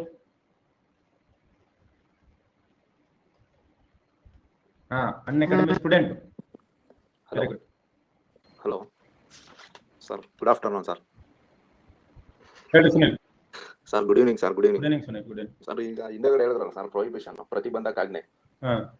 ಅಲ್ಲಿ ನ್ಯಾಯಾಲಯ, ನ್ಯಾಯಾಧಿಕರಣ ಮತ್ತೆ ಅರೆ ನ್ಯಾಯಾಂಗ ಪ್ರಾಧಿಕಾರ ಅಂತ ಹೇಳಿದ್ರಲ್ಲ ಸರ್. ಅರೆ ನ್ಯಾಯಾಂಗ ಪ್ರಾಧಿಕಾರಕ್ಕೆ ಎಕ್ಸಾಂಪಲ್ ಹೇಳಿ ಸರ್ ಎರಡು. ಈಗ ನೋಡಿ, ಅರೆ ನ್ಯಾಯಾಂಗ ಪ್ರಾಧಿಕಾರಗಳು ಅಂತಂದ್ರೆ ಏನ್ ಗೊತ್ತಾ? ಕೆಲವೊಂದು ನ್ಯಾಯಾಂಗ ಅಧಿಕಾರಗಳು ಇರ್ತವೆ. ಅಂದ್ರೆ ಸರ್, ಅಂದ್ರೆ ಅವ್ರಿಗೆ ವಿಚಾರಣೆ ಮಾಡುವ ಹಕ್ಕಿರ್ತದೆ, ಹೌದಾ? ಅವ್ರಿಗೆ ಕೆಲವೊಂದಿಷ್ಟು ಹಕ್ಕುಗಳನ್ನು ಕೊಟ್ಟಿರ್ತಾರೆ. ವಿಚಾರಣೆ ಮಾಡೋದು, ಅದ್ರ ಮೇಲೆ ತನಿಖೆ ಮಾಡೋದು, ಇವೆಲ್ಲ ಹಕ್ಕುಗಳಿರ್ತವೆ. ಉದಾಹರಣೆ, ಈಗ ಕ್ವಾಸಿ ಜುಡಿಷಿಯಲ್ ಬಾಡಿಗೆ ಎಸಿಬಿ, ಲೋಕಾಯುಕ್ತ, ಲೋಕಪಾಲ್ ಹತ್ರ ಆಗುತ್ತಾ ಸರ್? ಅಲ್ಲ, ಅವು ಕ್ವಾಸಿ ಜುಡಿಷಿಯಲ್ ಬಾಡಿ ಅಂತಂದ್ರೆ ಹೆಂಗಿರ್ತಾವ ಅಂತಂದ್ರ, ಈಗ ನ್ಯಾಷನಲ್ ಗ್ರೀನ್ ಟ್ರಿಬ್ಯುನಲ್ ಇದೆ ಗೊತ್ತಾ? ಅದಕ್ಕೆ ವಿಚಾರಣೆ ಮಾಡುವ ಹಕ್ಕಿದೆ, ತನಿಖೆ ಮಾಡುವ ಹಕ್ಕಿದೆ ನ್ಯಾಷನಲ್ ಗ್ರೀನ್ ಟ್ರಿಬ್ಯುನಲ್. ಆಮೇಲೆ CIC ಬರುತ್ತೆ, central information commission, human rights commission, SEBI ಇದೆ. ಇವೆಲ್ಲ ಏನು ತನಿಖೆ ವಿಚಾರಣೆ ಮಾಡುವ, ಈಗ ನ್ಯಾಯಾಲಯ ಹೆಂಗೆ ತನಿಖೆ ವಿಚಾರಣೆ ಮಾಡ್ತಾವ ಹಂಗೆ ತನಿಖೆ ವಿಚಾರಣೆ ಮಾಡುವ ಅಧಿಕಾರವನ್ನು ಹೊಂದಿರ್ತಾವ. ಸೊ ಅದಕ್ಕೆ ಏನಂತಾರೆ, ಅವ್ರಿಗೆ ಕ್ವಾಸಿ ಜುಡಿಷಿಯಲ್ ಬಾಡೀಸ್ ಅಂತ ಕರೀತಾರೆ. ಓಕೆ, ನ್ಯಾಯಾಂಗ ಪ್ರಾಧಿಕಾರಗಳು. Okay sir. Sir, polity course 15ನೇ ತಾರೀಕು 14ನೇ ತಾರೀಕು ಸ್ಟಾರ್ಟ್ ಮಾಡಿದ್ವಿ ಮಾರ್ಚ್ ಅಲ್ಲಿ. ಯಾವಾಗ ಮುಗಿಯುತ್ತೆ ಸರ್ ಈ ಕೋರ್ಸ್? ಮುಂದಿನ ತಿಂಗಳು ಮುಗಿಯುತ್ತಾ ಸರ್? April 30 last date. ಸರಿ sir. Okay sir. Okay sir. Okay sir. April 30 ನಾನು ಮುಗಿಸ್ತೀನಿ ಸರ್. ಫಾಸ್ಟ್ ಆಗಿ ಸ್ವಲ್ಪ ಸರ್ಶಿಯರ್ ಇನ್ನೊಮ್ಮೆ ಹೇಳ್ಬಿಟ್ರಿ ಸರ್ ನನಗೆ. ಸರ್ಶಿಯರ್ ಉತ್ಪ್ರೇಕ್ಷಣಾ ಲೇಖ. ಈಗ ಒಂದು ಎಕ್ಸಾಂಪಲ್ ಹೇಳ್ತೀನಿ ಕೇಳಿ. ನೀವು ಒಂದು ಇದು ನೀವು ಜಿಲ್ಲಾ ನ್ಯಾಯಾಲಯ ಇದು. ಏನ್ ನೀವು? ಜಿಲ್ಲಾ ನ್ಯಾಯಾಲಯ. ಯಾವ ನ್ಯಾಯಾಲಯ? ಸರ್ವೋಚ್ಚ ನ್ಯಾಯಾಲಯ ಅಥವಾ ಉಚ್ಚ ನ್ಯಾಯಾಲಯ ಅಂತ ತಿಳ್ಕೊರಿ. ಈಗ ನೀವು ಜಿಲ್ಲಾ ನ್ಯಾಯಾಲಯ ಒಂದು ಪ್ರಕರಣ ಬಂದಿತ್ತು ನಿಮ್ಮ ಹತ್ರ, ಒಂದೇನೋ ಒಂದು XYZ ಪ್ರಕರಣ ಇತ್ತು. ಆ ಪ್ರಕರಣದಲ್ಲಿ ನೀವೇನ್ ಮಾಡ್ಬಿಟ್ರಿ, ನಿಮ್ಮ ಅಧಿಕಾರ ವ್ಯಾಪ್ತಿಯನ್ನ ಮೀರ್ ಹೋದ್ರಿ, ನೀವು ಅಸಾಂವಿಧಾನಿಕವಾಗಿರ್ತಕ್ಕಂಥ ನಿರ್ಧಾರ ಮಾಡಿದ್ರಿ, ಅಥವಾ ನೀವು ಸ್ವಾಭಾವಿಕ ನ್ಯಾಯದ ತತ್ವಗಳನ್ನ ಮೀರಿ ಹೊರಟ್ರಿ. ಈ ಒಂದು ಸಂರಕ್ಷಿತ ಅರಣ್ಯದಲ್ಲಿ ಮೈನಿಂಗ್ ಕೇಳ್ಕೊಂಡು ಬಂದಿದ್ರು, ಅವ್ರು ಮೈನಿಂಗ್ ಮಾಡ್ತಾ ಇದಾರೆ ಅಂತೇಳಿ ಕೇಸ್ ಹಾಕಿದ್ರು. ನೀವು ಲಂಚ ತಗೊಂಡು ಏನೋ ಒಂದು ಮಾಡಿದ್ರು, ಒಟ್ಟ ಇಲ್ಲ ಮೈನಿಂಗ್ ಕರೆಕ್ಟ್ ಇದೆ ಅಂತೇಳಿ ಹೇಳ್ಬಿಟ್ರಿ. ಇದು ಕಾನೂನಿನ ಪ್ರಕಾರ ತಪ್ಪು. ಅಪ್ಲಿಕೇಶನ್ ತಂದು ಸೀದಾ ನನ್ನ ಮುಂದೆ ಹೋಗದ, ಸರ್ ಇದು ಉಲ್ಲಂಘನೆ ಮಾಡ್ತಾ ಇದ್ದಾರೆ, ಇವ್ರ ಅಧಿಕಾರ ವ್ಯಾಪ್ತಿ ಅಲ್ಲ, ಅದು ನ್ಯಾಷನಲ್ ಗ್ರೀನ್ ಟ್ರಿಬ್ಯುನಲ್ ಹೋಗ್ಬೇಕು, ಜಿಲ್ಲಾ ನ್ಯಾಯಾಲಯದ ಅಧಿಕಾರ ವ್ಯಾಪ್ತಿ ಅಲ್ಲ, ಅದು ಗ್ರೀನ್ ಟ್ರಿಬ್ಯುನಲ್ ಹೋಗ್ಬೇಕು. ಇವಂಗ ಅಧಿಕಾರ ಕೊಟ್ಟ. ಸೊ ಅವ್ರು ಬಂದು ನನಗೆ ಕೇಳ್ತಾರೆ, ನಾನು ಸುಪ್ರೀಂ ಕೋರ್ಟ್ ತೆಗಿ ನೀ ಏನ್ ತೆಗಿ, ಸರ್ಶೋರಾರಿ ತೆಗಿ, ಈ ತೆಗಿ ಅಂದ ಏನ್ ತೆಗಿ, ಸರ್ಶೋರಾರಿ ತೆಗೆದು ನಾ ಏನ್ ಹೇಳ್ತೀನಿ, ಜಿಲ್ಲಾ ನ್ಯಾಯಾಲಯ ನೀನು ಮಾಡಿರ್ತಿರ್ತಕ್ಕಂಥದ್ದು ತಪ್ಪು, ನಿನ್ನ ಏನು ಮಿತಿ ಇದೆ, ಮಿತಿ ಮೀರ್ತಾ ಇದೆಯಾ ನೀನು. ಸೊ ಹೀಗಾಗಿ ನೀ ಏನ ತೀರ್ಪು ಕೊಟ್ಟಿದೆಯಲ್ಲ ಅದನ್ನ ನಾನು ರದ್ದು ಮಾಡ್ತೀನಿ, ಅದನ್ನ ಎಲ್ಲ ಏನೇನೋ ವಿಚಾರಣೆ ಮಾಡಿದೆಯಲ್ಲ ನನಗೆ ಕೊಡೋದನ್ನು, ಅದು ಸರಿಯಾಗಿದೆಯಲ್ಲ ಅನ್ನೋದು ಚೆಕ್ ಮಾಡ್ತೀನಿ ನಾನು ಅಂತೇಳಿ ಆ ಪ್ರಕರಣವನ್ನು ನಾನು ತಗೊಂತೀನಿ, ವರ್ಗಾಯಿಸ್ಕೊಳ್ತೀನಿ. ನನಗೆ ತಗೊಂಡು ಸರ್ಟಿಫೈ ಮಾಡ್ತೀನಿ, ಇವ್ರು ಕೊಟ್ಟಿರೋ ತೀರ್ಪು ಕರೆಕ್ಟ್ ಇದೆಯೋ ತಪ್ಪಿದೋ ಅಂತ ಹೇಳಿ. ಅಲ್ಲಿ ತನಕ ಅದನ್ನ ರದ್ದು ಮಾಡಿಬಿಡ್ತೀನಿ ನಾನು ಇಮಿಡಿಯೇಟ್. ಅಂದ್ರೆ ಸರ್, ನಮ್ಮ ಅಂಡರ್ ಒಳಗೆ ಎಷ್ಟು ಬರ್ತದೆ ಕೆಲಸ ಅಷ್ಟೇ ಮಾಡ್ಬೇಕು, ಹೆಚ್ಚಿಗೆ ಮಾಡಿದ್ರೆ ಮಾಡ್ಬೇಕು. ಮತ್ತೆ ದೂರ ಅದನ್ನು ಕೊಡಂಗಿರಂಗಿಲ್ಲ ನೀವು. ಮತ್ತೆ ಆಮೇಲೆ ಏನಾದ್ರು ಕೊಟ್ಟೆ ಅಂದ್ರೆ ಸರ್ ಅದಕ್ಕೇನ ಬಿಡ್ತೀನಲ್ಲ ನಾನು, ನಿರ್ಧಾರವನ್ನು ನಾನು ರದ್ದು ಮಾಡಿದ್ದೀನಿ. ಓಕೆ ಸರ್, ಈಗ ಕರೆಕ್ಟ್ ಆಗಿ ತಿಳಿಸಿ ಸರ್.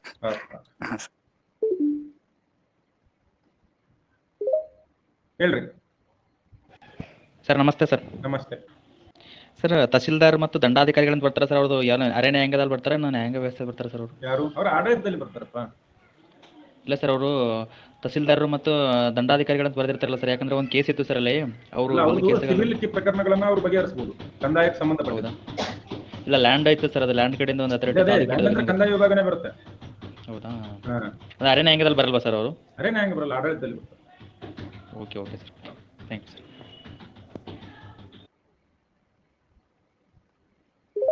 ಹೇಳ್ರಿ ವೀರಪ್ಪಣ್ಣ. ಸರ್ ನಮಸ್ತೆ ಸರ್. ಈಗ ಒಬ್ಬ ಗೌರ್ಮೆಂಟ್ ಎಂಪ್ಲಾಯ್ ಆಗಿ ಈ ರಿಟ್ ಏನಾದ್ರು ಹೋಗ್ಬೋದು ಸರ್? ರಿಟ್ ಮೂಲಕ ಏನಾದ್ರು ಪ್ರಾಬ್ಲಮ್ ಆದಾಗ ಗೌರ್ಮೆಂಟ್ ಎಂಪ್ಲಾಯಿ ಆಗಿ ಏನಾದ್ರು ಈ ತರ ಪ್ರಾಬ್ಲಮ್ ಬಂದಾಗ ರಿಟ್ ನ ಸಲ್ಲಿಸಬಹುದೇನ್ ಸರ್ ಅಂತ ನಾನು ನಿನ್ನ ಮೂಲಭೂತ ಹಕ್ಕುಗಳ ಉಲ್ಲಂಘನೆ ಆಗಿದ್ರೆ ನೀನು ಯಾರೇ ಆಗಿದ್ರು ಕೂಡ ನೀವು ಸಲ್ಲಿಸಬಹುದು. Okay sir, okay sir, thank you sir. ನಿಮ್ಮ ಮೂಲಭೂತ ಹಕ್ಕುಗಳ ಉಲ್ಲಂಘನೆ ಆಗಿದ್ರೆ ಯಾರೇ ಹೋಗು.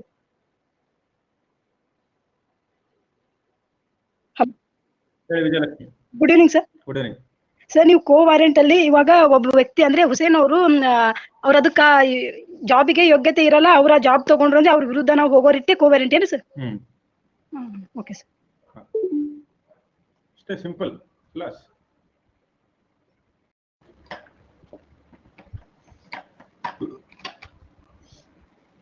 ಸರಿ, ಒಂದ್ 2 ನಿಮಿಷ ಬ್ರೇಕ್ ತಗೊಂಡ್ಬರ್ರಿ. 2 minutes break. ಒಂದ್ಸರ್ತಿ ಆಮೇಲೆ ರಿವೈಸ್ ಮಾಡಿ ಇನ್ನೊಂದು ಸ್ವಲ್ಪ ಮೂಲಭೂತ ಹಕ್ಕುಗಳನ್ನ ಇವತ್ತಿನ ಕ್ಲಾಸಲ್ಲಿ ಮುಗಿಸ್ತೀನಿ. ಫೈನ್.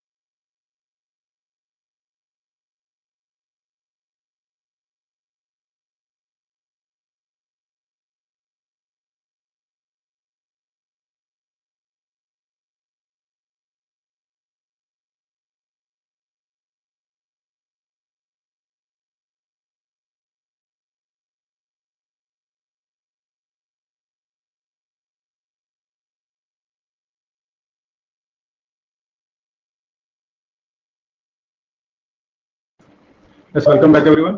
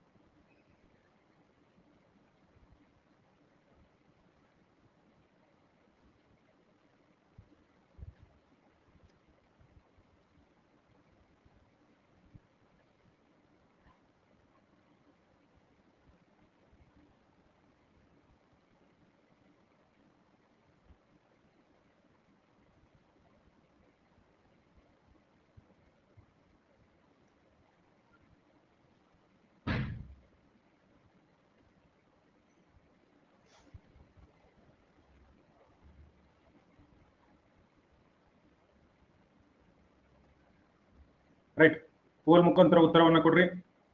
ಈ ಕೆಳಗಿನ ಯಾವ ರಿಟ್ಟನ್ನು ವೈಯಕ್ತಿಕ ಸ್ವಾತಂತ್ರ್ಯದ ಭದ್ರಗೋಡೆ ಎಂದು ಕರೆಯುತ್ತಾರೆ?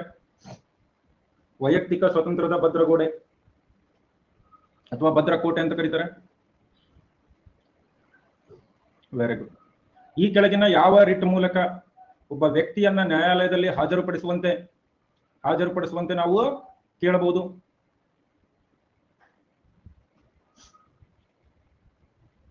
ಒಬ್ಬ ವ್ಯಕ್ತಿಯನ್ನ ನ್ಯಾಯಾಲಯದಲ್ಲಿ ಹಾಜರುಪಡಿಸಬೇಕು. To have the body. Very good. ಈ ಕೆಳಗಿನ ಯಾವ ರಿಟ್ ಅನ್ನ ನಾವು ಖಾಸಗಿ ವ್ಯಕ್ತಿಗಳು ಮತ್ತು ಸಂಸ್ಥೆಗಳ ವಿರುದ್ಧ ಹೊರಡಿಸಬಹುದು? ಖಾಸಗಿ ವ್ಯಕ್ತಿಗಳು ಮತ್ತು ಸಂಸ್ಥೆಗಳ ವಿರುದ್ಧ ಹೊರಡಿಸಬಹುದು. ನೋಡ್ರಿ, ಖಾಸಗಿ ವ್ಯಕ್ತಿಗಳು ಸಂಸ್ಥೆಯ ಕೇವಲ ಹೇಬಿಯಸ್ ಕಾರ್ಪಸ್ ಬಹಳ ಜನ ತಪ್ಪು ಮಾಡಿದ್ರಿ ಇಲ್ಲಿ, ಹೌದಲ್ವಾ? ಈ ಕೆಳಗಿನ ಯಾವ ರಿಟ್ನ ಮೂಲಕ ಅವರ ಕರ್ತವ್ಯವನ್ನ ನಿರ್ವಹಿಸಿ ಎಂದು ಹೇಳಬಹುದು? ಕರ್ತವ್ಯವನ್ನ ನಿರ್ವಹಿಸಿ. Very good. ಕರ್ತವ್ಯವನ್ನ ನಿರ್ವಹಿಸಿ ಅಂತ ಹೇಳಿ ಮ್ಯಾಂಡಮಸ್ ನಲ್ಲಿ ಹೇಳಬಹುದು. ಓಕೆ, ನೆಕ್ಸ್ಟ್, ಈ ಕೆಳಗಿನ ಯಾವ ರಿಟ್ನ ಮೂಲಕ ಕೆಳ ನ್ಯಾಯಾಲಯಗಳಿಗೆ, ನ್ಯಾಯಾಧಿಕರಣಗಳಿಗೆ ಮತ್ತು ಅರೆ ನ್ಯಾಯಾಂಗ ಪ್ರಾಧಿಕಾರಗಳಿಗೆ ನೀವು ನಿಮ್ಮ ವ್ಯಾಪ್ತಿಯನ್ನ ಮೀರಿದ್ದೀರಿ ಅಂತ ಹೇಳಿ ತಿಳಿಸಬಹುದು? ನಿಮ್ಮ ವ್ಯಾಪ್ತಿಯನ್ನ ಮೀರಿದ್ದೀರಿ ಅಷ್ಟೇ, ನೀವು ಈ ಕೇಸನ್ನ ಮುಂದುವರಿಸುವಂತಿಲ್ಲ. Okay, very good. ಇನ್ನು ಯಾವ ರಿಟ್ನ ಪ್ರಕಾರ ನೀವು ಆ ವ್ಯಾಪ್ತಿಯನ್ನ ಮೀರಿದ್ದೀರಿ, ದೋಷಪೂರಿತ ಆಜ್ಞೆ ಹೊರಡಿಸಿದ್ದೀರಿ, ಸ್ವಾಭಾವಿಕ ಕಾನೂನನ್ನ ಮುರಿದಿದ್ದೀರಿ, ಹೀಗಾಗಿ ನಿಮ್ಮ ನಿರ್ಧಾರವನ್ನ ರದ್ದು ಮಾಡುತ್ತಿದ್ದೇವೆ, ಈ ಒಂದು ಪ್ರಕರಣವನ್ನ ನಮಗೆ ವರ್ಗಾಯಿಸಿ ನಾವು ಇದನ್ನ ಕಾನೂನುಬದ್ಧವಾಗಿದೆ ಅಂತ ಹೇಳಿ ನಿರ್ಧಾರ ಮಾಡ್ತೀವಿ ಅಂತೇಳಿ ಯಾವುದು?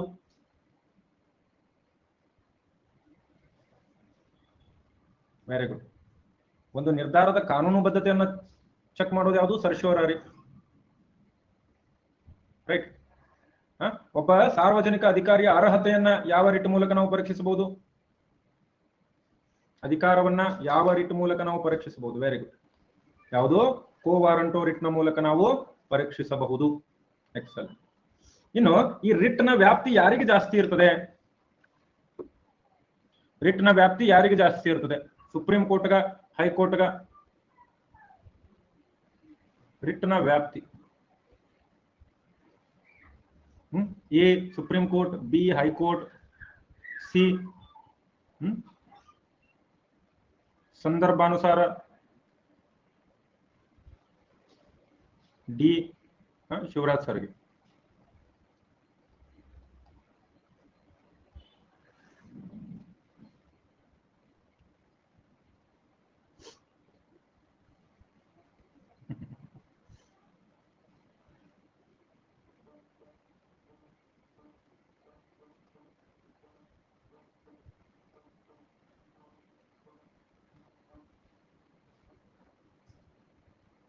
ಇಲ್ಲಿ ನೋಡ್ರಿ, ಎರಡು ರೀತಿಯ ವ್ಯಾಪ್ತಿಗಳನ್ನ ನಾವಿಲ್ಲಿ ಅಧ್ಯಯನ ಮಾಡಬಹುದು.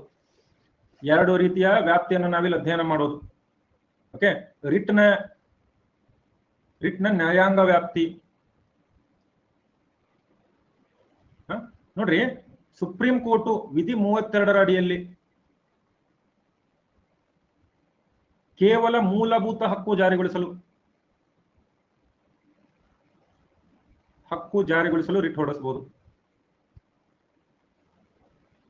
ರಿಟ್ ಹೊರಡಿಸಬಹುದು. ಆದರೆ ಹೈಕೋರ್ಟ್ ವಿಧಿ 226ರ ಅಡಿಯಲ್ಲಿ ರೈಟ್ ಮೂಲಭೂತ ಹಕ್ಕುಗಳ ಜೊತೆಗೆ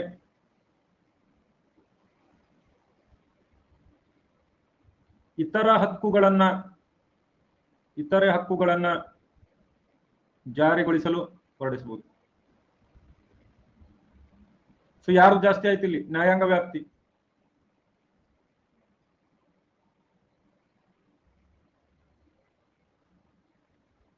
ರೈಟ್, ಹೈಕೋರ್ಟ್ಗೆ ಜಾಸ್ತಿ ಆಯ್ತು. ಓಕೆ, ಆದ್ರೆ ಪ್ರಾದೇಶಿಕ ವ್ಯಾಪ್ತಿ ನೋಡ್ರಿ, ಪ್ರಾದೇಶಿಕ ವ್ಯಾಪ್ತಿ ಅಂತ ಹೇಳಿ ಕೇಳಿದ್ರಂದ್ರೆ ಅವರು ಸುಪ್ರೀಂ ಕೋರ್ಟ್ ಇಡೀ ಭಾರತಕ್ಕೆ,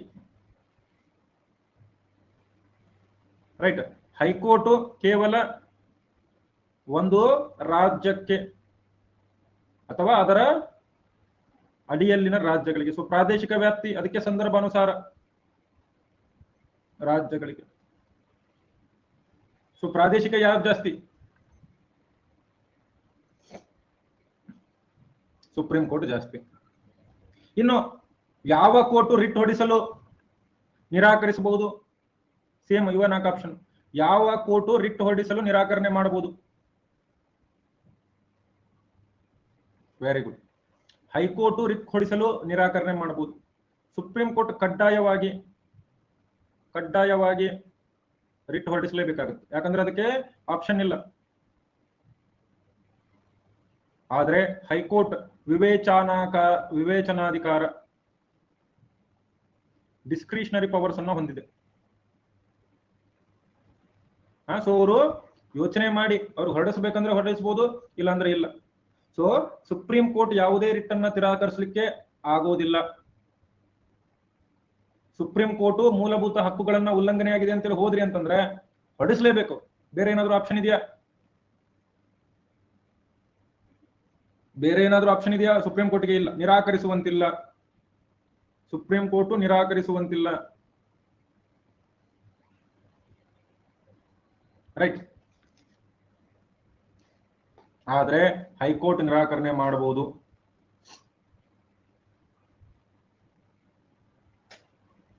ಓಕೆ, ಕ್ಲಿಯರ್ ಇದೆಯಾ ಎಲ್ಲರಿಗೂ?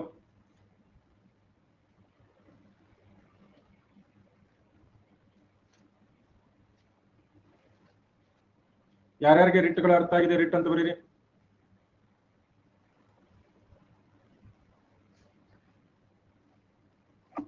ಮದಿನ ಏನ್ ನೋ ಸರ್? ಕೈ ಎತ್ತು ಮದಿನ,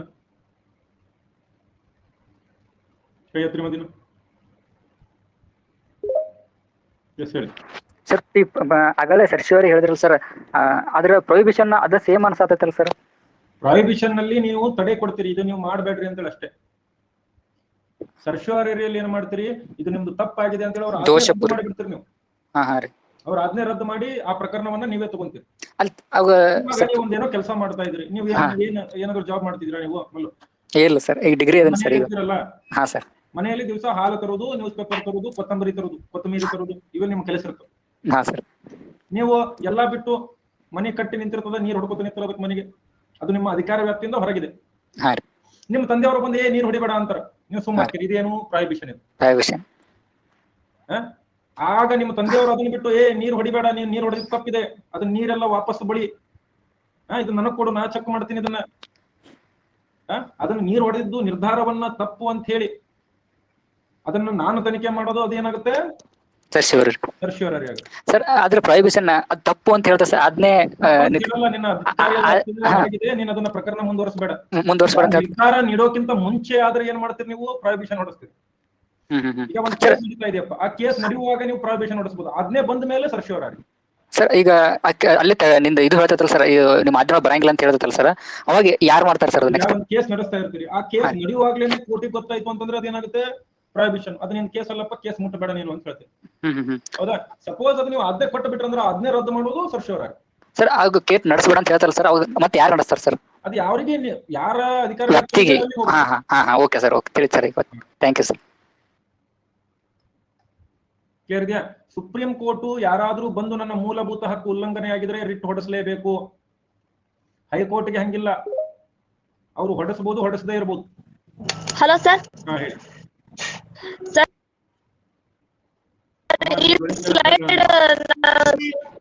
ಈ ಸ್ಲೈಡ್ ಕ್ಲಾಸೇ ಬರ್ಲಿಲ್ಲ ಸರ್, ರಿಪೀಟ್ ಮಾಡಿ.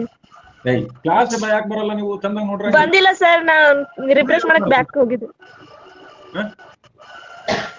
ಸರ್, ನಂಗೆ ಬಂದಿಲ್ಲ ಸರ್. ನಾ ಹೇಳ್ತೀನಿ ಕೇಳಿ, ಸಿಂಪಲ್ ಆಗಿ ಹೇಳ್ತೀನಿ. ಓಕೆ, ಹೇಳಿ ಸರ್. ಈಗ ರಿಟ್ ಸುಪ್ರೀಂ ಕೋರ್ಟ್ ಕೇವಲ ಮೂಲಭೂತ ಹಕ್ಕುಗಳಿಗಾಗಿ ಮಾತ್ರ ರಿಟ್ ಅನ್ನ ಹೊರಡಿಸಬಹುದು. ಹೈಕೋರ್ಟ್ ಹೊರಡಿಸ್ಲಿಕ್ಕೆ ಸಾಧ್ಯ ಇದೆಯಾ? ಮೂಲಭೂತ ಹಕ್ಕುಗಳಿಗೆ ಸಂಬಂಧಪಟ್ಟಂತೆ ಹೌದು, ಅದರ ಜೊತೆಗೆ ಬೇರೆ ಹಕ್ಕುಗಳಿಗೂ ಹೈಕೋರ್ಟ್ ರಿಟ್ ಹೊರಡಿಸಬಹುದು. ಅರ್ಥ ಆಯ್ತಾ ಇಲ್ಲ? ಸುಪ್ರೀಂ ಕೋರ್ಟ್ ಕೇವಲ ಮೂಲಭೂತ ಹಕ್ಕುಗಳಿಗೋಸ್ಕರ ಮಾತ್ರ ರಿಟ್ ಹೊರಡಿಸಬಹುದು. ಹೈಕೋರ್ಟ್ ಮೂಲಭೂತ ಹಕ್ಕುಗಳ ಜೊತೆಗೆ ಬೇರೆ ಹಕ್ಕುಗಳಿಗೂ ಹೈಕೋರ್ಟ್ ರಿಟ್ ಹೊರಡಿಸಬಹುದು. ಅರ್ಥ ಆಗ್ತಿಲ್ಲ? ಒಂದ್ಸತಿ ರೆಕಾರ್ಡಿಂಗ್ ನೋಡ್ರಿ, ಆಮೇಲೆ ಸರ್ತಿ ಆಮೇಲೆ ನಮ್ ನೋಡ್ರಿ. ನೆಕ್ಸ್ಟ್ ಇನ್ನು ನೆಕ್ಸ್ಟ್ ವಿಧಿ ಯಾವ್ದಪ್ಪ? ಸರಿ, ಎಲ್ಲಾ ಮೂಲಭೂತ ಹಕ್ಕು ಕೇಳಿದ್ರೆ ಮತ್ತೇನ್ ಹೇಳಕತ್ತೀರಿ ನೀವು? ರೈಟ್, 32A ಒಂದಿತ್ತು, 32A ಅನ್ನ 44ನೇ ತಿದ್ದುಪಡಿ ಅಂತ ತೆಗೆದಿದ್ದಾರೆ. ಇನ್ನು ವಿಧಿ 33, ವಿಧಿ 33 ಏನ್ ಹೇಳ್ತದೆ? ವಿಶೇಷವಾಗಿ ಎಂತವರಿಗಿದು? ಸಶಸ್ತ್ರ ಪಡೆಗಳ ಮೂಲಭೂತ ಹಕ್ಕುಗಳು, ಪಡೆಗಳ ಮೂಲಭೂತ ಹಕ್ಕುಗಳು, ಮೂಲಭೂತ ಹಕ್ಕುಗಳು. ಈ ಸಶಸ್ತ್ರ ಪಡೆಗಳು ಅಂತಂದ್ರೆ ಏನೇನು?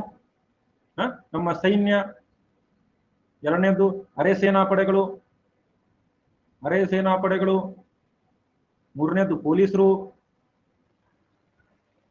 ನಾಲ್ಕನೇದು ಗುಪ್ತಚರ ಸಂಘಟನೆಗಳು. ರೈಟ್, ಗುಪ್ತಚರ ಸಂಘಟನೆಗಳು ಇವೆಲ್ಲ ಇರ್ತವೆ. ಇವರೆಲ್ಲರಿಗೂ ನೀವು ಸಂಘಟನೆ ಕಟ್ಟುವ ಅವಕಾಶ, ಸಂಘಟನೆ ಕಟ್ಟುವ IB ಎಲ್ಲ ಇರ್ತೋ ಗೊತ್ತಾ, ಇಂಟೆಲಿಜೆನ್ಸ್ ಬ್ಯೂರೋ, ಇವೆಲ್ಲರಿಗೂ ನೀವು ಸಂಘಟನೆ ಕಟ್ಟುವ ಅವಕಾಶ ಕೊಟ್ರೆ ಅನ್ಕೊಳ್ರಿ ವಿಧಿ 19ರ ಅಡಿಯಲ್ಲಿ. ಅವ್ರು ಏನ್ ಮಾಡಿಬಿಡ್ತಾರೆ? ಸಂಘಗಳನ್ನ ಕಟ್ಟಿ ದಂಗೆ ಹೇಳುವ ಸಾಧ್ಯತೆ ಇರ್ತದೆ. ಹೌದಾ ಇಲ್ವೋ? ದಂಗೆ ಹೇಳುವ ಸಾಧ್ಯತೆ ಇರ್ತದೆ ಇಲ್ವೋ? ಸೊ ಹೀಗಾಗಿ ಕೆಲವೊಂದಿಷ್ಟು ಮೂಲಭೂತ ಹಕ್ಕುಗಳನ್ನ ಇವರಿಗೆ ಮೂಲಭೂತ ಹಕ್ಕುಗಳನ್ನ ನಿರ್ಬಂಧಿಸುವ ಅಥವಾ ಅಮಾನತು ಮಾಡುವ ಅಧಿಕಾರ ಯಾರಿಗಿರ್ತದೆ? ಸಂಸತ್ತಿಗೆ ಇರ್ತದೆ.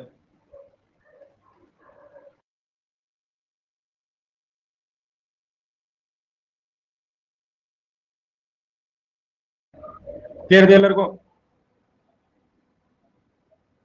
ಓಕೆ, ಸಂಸತ್ತಿಗೆ, ಕೇವಲ ಸಂಸತ್ತಿಗೆ, ರಾಜ್ಯ ಶಾಸಕಾಂಗಗಳಿಗೆ ಇರೋದಿಲ್ಲ. ಸೊ ಹೀಗಾಗಿ ಇದರ ಅಡಿಯಲ್ಲಿ ಸಾಕಷ್ಟು ಕಾಯ್ದೆಗಳು ಬಂದಿವೆ. ಉದಾಹರಣೆಗೆ ಆರ್ಮಿ ಆಕ್ಟ್ 1950 ಬಂದಿದೆ, navy act 1950, air force act 1950, the police force act 1966. Right. So ಯಾರ್ಯಾರಿಗೆ ಸೈನ್ಯಗಳು, ಅರೆ ಸೈನ್ಯ ಪಡೆಗಳು, ಪೊಲೀಸರು, ಗುಪ್ತಚರ ಇಂಥವ್ರಿಗೆ ಏನಾಗ್ತದೆ? ಕೆಲವೊಂದಿಷ್ಟು ಮೂಲಭೂತ ಹಕ್ಕುಗಳನ್ನ ನಿರ್ಬಂಧಗೊಳಿಸಬಹುದು ಅಥವಾ ಅಮಾನತುಗೊಳಿಸಬಹುದು. Either you can suspend them or impose reasonable restrictions. ಯಾಕಂತಂದ್ರೆ ಅವುಗಳು ಸಂಘಟನೆ ಕಟ್ಟಿ ಅವರಿಗೆ ವಾಕ್ ಸ್ವತಂತ್ರ ನೀಡಿಬಿಟ್ರೆ ಅವರು ಸರ್ಕಾರದ ವಿರುದ್ಧ ಮಾತಾಡಬಹುದು. ಸೈನ್ಯನೇ ಸರ್ಕಾರದ ವಿರುದ್ಧ ಮಾತಾಡಿದ್ರೆ ಸರ್ಕಾರದ ಮೇಲಿನ ಭರವಸೆಯನ್ನ ಜನರು ಕಳ್ಕೊಂತಾರೆ. ಹೌದಾ ಇಲ್ವಾ? ಯಾವ್ಯಾವ ಮೂಲಭೂತ ಹಕ್ಕುಗಳನ್ನ ರದ್ದು ಮಾಡಬೇಕು ಅನ್ನೋ ಅಧಿಕಾರ ಯಾರಿಗಿರ್ತದೆ? ರೈಟ್.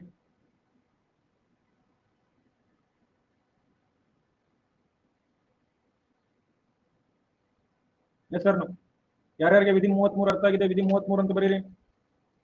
ವಿಧಿ 33 ಪ್ರಮುಖವಾಗಿ ಯಾವ್ಯಾವು? ವಾಕ್ ಸ್ವತಂತ್ರದ ಹಕ್ಕು, ಸಂಘ ಸಂಸ್ಥೆಗಳನ್ನ ಇದು ಹಕ್ಕು, ಇವೆಲ್ಲ ಹಕ್ಕುಗಳನ್ನ ಕಸಿದುಕೊಳ್ತಾರೆ. ರೈಟ್. ಆಮೇಲೆ ಈ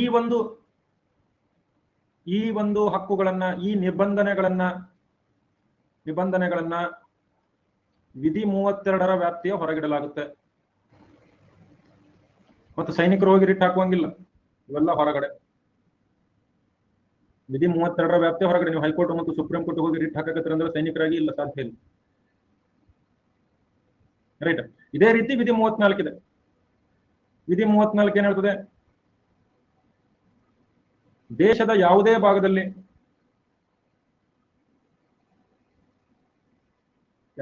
ಭಾಗದಲ್ಲಿ ಮಾರ್ಷಿಯಲ್ ಕಾನೂನು ಜಾರಿಯಲ್ಲಿರುವಾಗ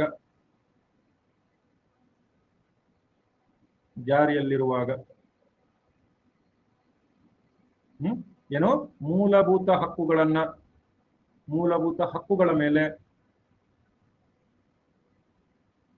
ನಿರ್ಬಂಧ ವಿಧಿಸುವ ಅಧಿಕಾರ ಯಾರಿಗೆ ಸಿಗುತ್ತೆ? ಸಂಸತ್ತಿಗೆ ನೀಡಲಾಗಿದೆ. ಲಾಸ್ಟ್ ಸ್ಲೈಡ್ ಬರ್ಕೊಡ್ರಿ ಬೇಗ ಗಿರೀಶ್, ಅನ್ವಿ, ಉಷಾ. ಮಾರ್ಷಲ್ ಕಾನೂನು ಅಂತಂದ್ರೆ ಸೈನಿಕ ಆಡಳಿತ ಇರ್ತದೆ ಅಲ್ಲಿ. ಸೈನ್ಯದ ಆಡಳಿತವನ್ನೇ ಮಾರ್ಷಲ್ ಕಾನೂನು ಅಂತ ಕರೀತಾರೆ. ಎಲ್ಲಾದ್ರೂ ಯುದ್ಧ ಆಗಿದ್ರೆ ಅಥವಾ ದಂಗೆಗಳಾಗಿದ್ರೆ ಅಂತಲ್ಲಿ ಮಾರ್ಷಲ್ ಕಾನೂನು ಹಾಕಿಬಿಡ್ತಾರೆ. ಅಲ್ಲಿನ ಶಾಂತಿ ಮತ್ತು ಸುವ್ಯವಸ್ಥೆಯನ್ನ ವಾಪಸ್ ತರಲಿಕ್ಕೆ ಮಾರ್ಷಲ್ ಕಾನೂನಿಗೆ ಉದಾಹರಣೆಗಳು ಅಪ್ಸ್ಪಾ ಆಗಿರ್ಬೋದು, ರೈಟ್. ಅಪ್ಸ್ಪಾ ಅಂತ ಕೇಳಿದ್ರ ಎಲ್ಲರೂ?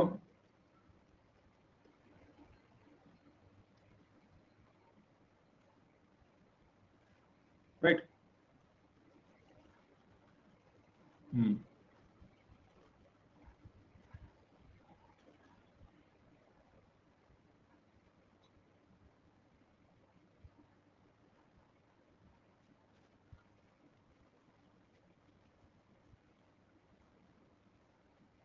ಕ್ಲಿಯರ್ ಇದೆಯಾ? ಇಂಥ ಸಂದರ್ಭದಲ್ಲಿ ನಿರ್ಬಂಧ ವಿಧಿಸುವ ಅಧಿಕಾರ ಯಾರಿಗಿರ್ತದೆ? ಇಲ್ಲೇ. ರೈಟ್. ಸೊ ಇಲ್ಲಿ ಸಾಕಷ್ಟು ಉದಾಹರಣೆಗಳು. ಅಪ್ಸ್ಪಾ ಅಂತ ಹೇಳಿದ್ನಲ್ಲ ನಿಮಗೆ.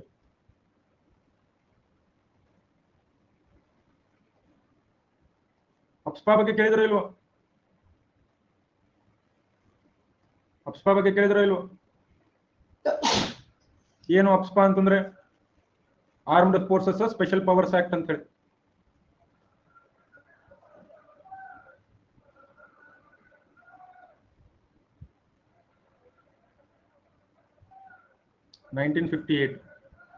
Armed forces special powers act 1958.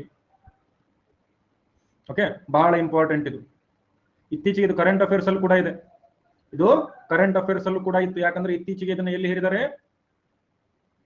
ಇತ್ತೀಚೆಗೆ ನಾಗಾಲ್ಯಾಂಡ್ ನಲ್ಲಿ ಇದನ್ನ ಹೇರಿದ್ದಾರೆ. ನಾಗಾಲ್ಯಾಂಡ್ ನಲ್ಲಿ ಇದನ್ನ ಹೇರಿದ್ದಾರೆ, ವಿಶೇಷವಾಗಿ ಎಂತ ಪ್ರದೇಶಗಳಲ್ಲಿ? ರೈಟ್. ಈ ಬುಡಕಟ್ಟು ಪ್ರದೇಶಗಳಲ್ಲಿ, ಕೊನ್ಯಾಕ್ ಟ್ರೈಬು, ಈ ಕೊನ್ಯಾಕ್ ಬುಡಕಟ್ಟು, ಕೋ ಬುಡಕಟ್ಟು, ಆಮೇಲೆ ಈ ಆವು ಬುಡಕಟ್ಟು, ತಾಂಕುಲ್ ಬುಡಕಟ್ಟು, ತಾಂಕುಲ್ ಬುಡಕಟ್ಟು, ಇವೆಲ್ಲ ಬುಡಕಟ್ಟುಗಳಿರ್ತಕ್ಕಂಥ ಪ್ರದೇಶಗಳಲ್ಲಿ ಇದನ್ನ ಮುಂದುವರಿಸಲಾಗಿದೆ. ಈಗ ಅಪ್ಸ್ಪಾ ಇತ್ತು ಅನ್ಕೊಳ್ರಿ. ಅಪ್ಸ್ಪಾ ಇದ್ರೆ ಏನಾಗ್ಬಿಡ್ತದೆ? ಏನಾಗುತ್ತೆ? ಎಸ್, ಏನಾಗುತ್ತೆ? ಮಿಲಿಟರಿ ಅವರಿಗೋಸ್ಕರ ವಿಶೇಷ ಕಾನೂನುಗಳನ್ನ ರಚನೆ ಮಾಡಲಾಗ್ತದೆ. ಸೈನ್ಯದ ವಿಶೇಷ ಕಾನೂನುಗಳನ್ನ ಇಲ್ಲಿ ರಚನೆ ಮಾಡಲಾಗ್ತದೆ. ಮೊದಲು ಯಾವ ರಾಜ್ಯಗಳಿಗೆ ವಿಧಿಸಲಾಗಿತ್ತು? ಮೊಟ್ಟ ಮೊದಲ ಬಾರಿಗೆ 1958ರಲ್ಲಿ ಅಸ್ಸಾಂ ಮತ್ತು ಮಣಿಪುರ ಇತ್ತು. ಆಮೇಲೆ ಇದನ್ನ ಅರುಣಾಚಲ್ ಪ್ರದೇಶ, ಬಹುತೇಕ ಈಶಾನ್ಯ ರಾಜ್ಯಗಳಲ್ಲಿ ಮಾಡಿದ್ದಾರೆ. ಅರುಣಾಚಲ್ ಪ್ರದೇಶ, ಮೇಘಾಲಯ, ಮಿಜೋರಾಮು, ನಾಗಾಲ್ಯಾಂಡು, ಇವೆಲ್ಲದರಲ್ಲೂ ಕೂಡ ಇದನ್ನ ಜಾರಿಗೆ ತರಲಾಗಿದೆ. ಓಕೆ. ತ್ರಿಪುರಾದಲ್ಲಿ 2015ರಲ್ಲಿ ತೆಗೆದ್ರು. ಜಮ್ಮು ಕಾಶ್ಮೀರದಲ್ಲಿ JK ಅಪ್ಸ್ಪಾ ಅಂತ ಬರುತ್ತೆ 1990. ಸೊ ಇಲ್ಲಿ ನೀವು ವಿಶೇಷವಾಗಿ ಆ ಒಂದು ಪ್ರದೇಶಕ್ಕೆ ಸಂಬಂಧಪಟ್ಟಂತೆ ಕಾನೂನುಗಳನ್ನ ನಿರ್ಮಾಣ ಮಾಡಬಹುದು. ಅಲ್ಲಿ ಅಪರಾಧಗಳಿಗೆ ಶಿಕ್ಷೆ ವಿಧಿಸೋದಾಗಿರ್ಬೋದು, ಆಸ್ತಿ ಪಾಸ್ತಿ ಮುಟ್ಟುಗೋಲು ಹಾಕಬಹುದು, ಇವೆಲ್ಲವನ್ನ ನಾವು ತಗೋಬಹುದು. ಮಾರ್ಷಲ್ ಲಾ ಅಂದ್ರೆ ಮಿಲಿಟರಿ ಕಾನೂನು ಅಥವಾ ಸೈನಿಕ ಕಾನೂನು ಅಂತ ಬರುತ್ತೆ. ರೈಟ್. ಸೊ ಈಗ ಶಾಂತಿ ಸ್ಥಾಪನೆ ಮಾಡ್ಬೇಕಂದ್ರೆ ಇಂಥವೆಲ್ಲ ಕೆಲಸಗಳನ್ನ ಮಾಡಬೇಕು. ನೋಡ್ರಿ, ಮಾರ್ಷಿಯಲ್ ಕಾನೂನು ಬೇರೆ, ತುರ್ತು ಪರಿಸ್ಥಿತಿ ಬೇರೆ. ಇವೆಲ್ಲ ಇಲ್ಲಿ ಬುಡಕಟ್ಟುಗಳು, ಎಲ್ಲಾ ಬುಡಕಟ್ಟುಗಳು ಈ ಪ್ರದೇಶದಲ್ಲಿ, ನಾಗಾಲ್ಯಾಂಡ್ ನಲ್ಲಿ. ಅವರು ಮೊನ್ನೆ ಪ್ರತಿಭಟನೆ ಎಲ್ಲ ಮಾಡಿದ್ರು, ಕೊನ್ಯಾಕ್ ಟ್ರೈಬ್ನವರು. ಅರ್ಥ ಆಯ್ತಾಗ? ವಿಧಿ 34 ಎಲ್ಲರಿಗೂ ಅರ್ಥ ಆಗಿದೆಯಾ? ವಿಧಿ 34 ಅರ್ಥ ಆದವ್ರು ಎಲ್ಲರೂ ವಿಧಿ 34 ಅಂತ ಬರೀರಿ.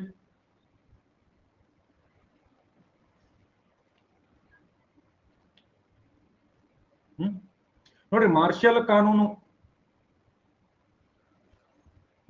ಕಾನೂನು ಏನೇನು ಯಾವ ರೀತಿ ಪ್ರಭಾವ ಉಂಟು ಮಾಡ್ತದೆ ಅನ್ನೋದನ್ನ ತಿಳ್ಕೊಳ್ರಿ. ಒಂದು, ಮೂಲಭೂತ ಹಕ್ಕುಗಳ ಮೇಲೆ ಪರಿಣಾಮ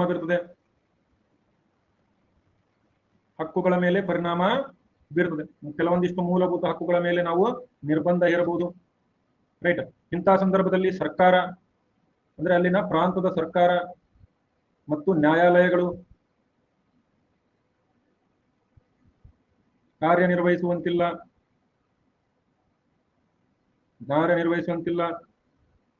ರೈಟ್. ಇದನ್ನ ನಿರ್ದಿಷ್ಟವಾದ ಭೂಪ್ರದೇಶದಲ್ಲಿ ಘೋಷಿಸಬಹುದು.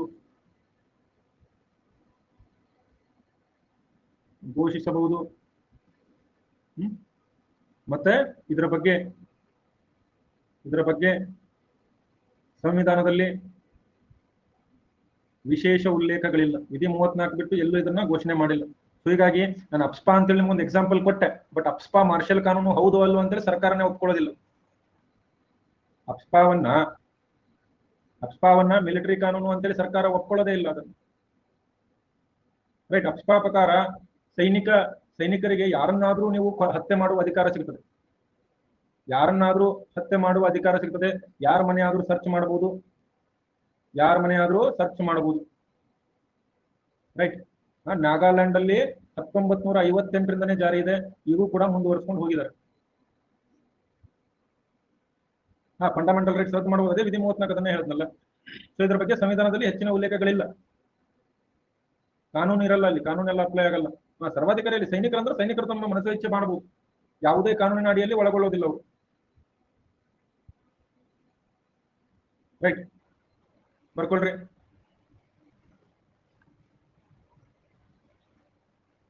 ಯೂಶುವಲಿ ಮಾರ್ಷಿಯಲ್ ಕಾನೂನು ಅಂತೇಳಿ ಯಾವ ಸರ್ಕಾರಗಳು ಮಾರ್ಷಿಯಲ್ ಕಾನೂನನ್ನ ಇಂಪೋಸ್ ಮಾಡಲ್ಲ. ಅಪ್ಸ್ಪಾ ಅಂತೇಳಿ ಮಾರ್ಷಿಯಲ್ ಕಾನೂನಿನ ಸಣ್ಣ ರೂಪದಲ್ಲಿ ಇಂಪೋಸ್ ಮಾಡಿಬಿಡುತ್ತೆ. ಪೊಲೀಸರು ಗಿಲೀಸರು ಏನೂ ಇಲ್ಲ, ಓನ್ಲಿ ಸೈನ್ಯ. ಪಟ್ಟಸೆ ಹೆಡ್ ಶಾಟ್ ಜಿಗಿದಾಡಿದ್ರೆ ಅರ್ಥ ಆಯ್ತಾ? ಗೌರ್ಮೆಂಟ್ ಅಲ್ಲಿನ ಪ್ರದೇಶದ ಸರ್ಕಾರ ಕೆಲಸ ಮಾಡೋದಿಲ್ಲ, ಕೇಂದ್ರ ಸರ್ಕಾರ ಇರ್ತದೆ. ಇನ್ನು ಲಾಸ್ಟ್ ಫಂಡಮೆಂಟಲ್ ರೈಟ್ ಎಂದು ವಿಧಿ 35 ಒಂದು ಉಳಿದಿತ್ತು, ವಿಧಿ 35 ಅಂತ ಹೇಳ್ಬಿಡ್ತೀನಿ. ಮೂಲಭೂತ ಹಕ್ಕು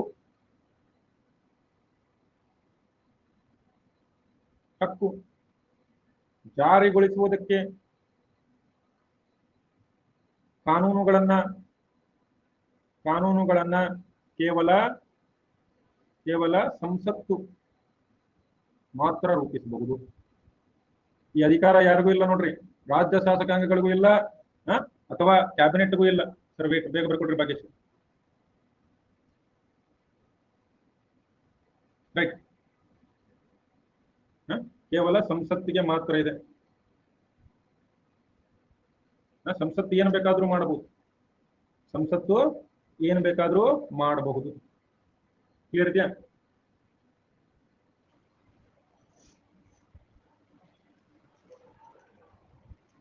ಇವತ್ತಿಗೆ ಇಷ್ಟು ಸಾಕು. ನಾಳೆಯ ತರಗತಿಯಲ್ಲಿ ನಾನು ನಿಮಗೆ ಏನು ಹೇಳ್ಕೊಡ್ತೀನಿ, ವಿವಿಧ ರೀತಿಯ ಹಕ್ಕುಗಳು, ಸಂವಿಧಾನಾತ್ಮಕ ಹಕ್ಕುಗಳು, ಕಾನೂನು ಹಕ್ಕುಗಳು ಅಂತಂದ್ರೆ ಏನು, ಇವೆಲ್ಲ ಹಕ್ಕುಗಳನ್ನ ನಾಳೆಯ ಕ್ಲಾಸ್ ನಲ್ಲಿ ಹೇಳ್ಕೊಡ್ತೀನಿ. ಡೈಲಿ 2 ಕ್ಲಾಸ್ ಮಾಡೋಣ, 1 ಕ್ಲಾಸ್ ಮಾಡೋಣ?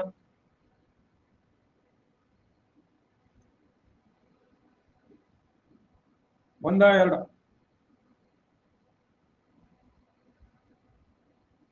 ನಾಲ್ಕೆಲ್ಲ ಆಗಲ್ಲ, ಆಪ್ಷನ್ ಕೊಡ್ತೀನಿ. 1 ಬೇಕಾದವ್ರು ಎ ಹಾಕ್ರಿ, 2 ಬೇಕಾದವರು ಬಿ ಹಾಕ್ರಿ. 1 ಬೇಕಾದವ್ರು ಎ, 2 ಬೇಕಾದವ್ರು ಬಿ.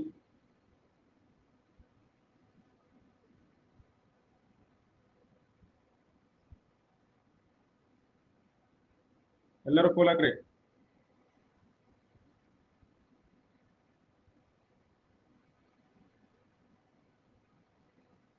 ಮುಂದೆ ಕೇಳಕ್ ಟೈಮ್ ಸಿಕ್ತಿಲ್ಲ. ಇಂಟ್ರೆಸ್ಟ್.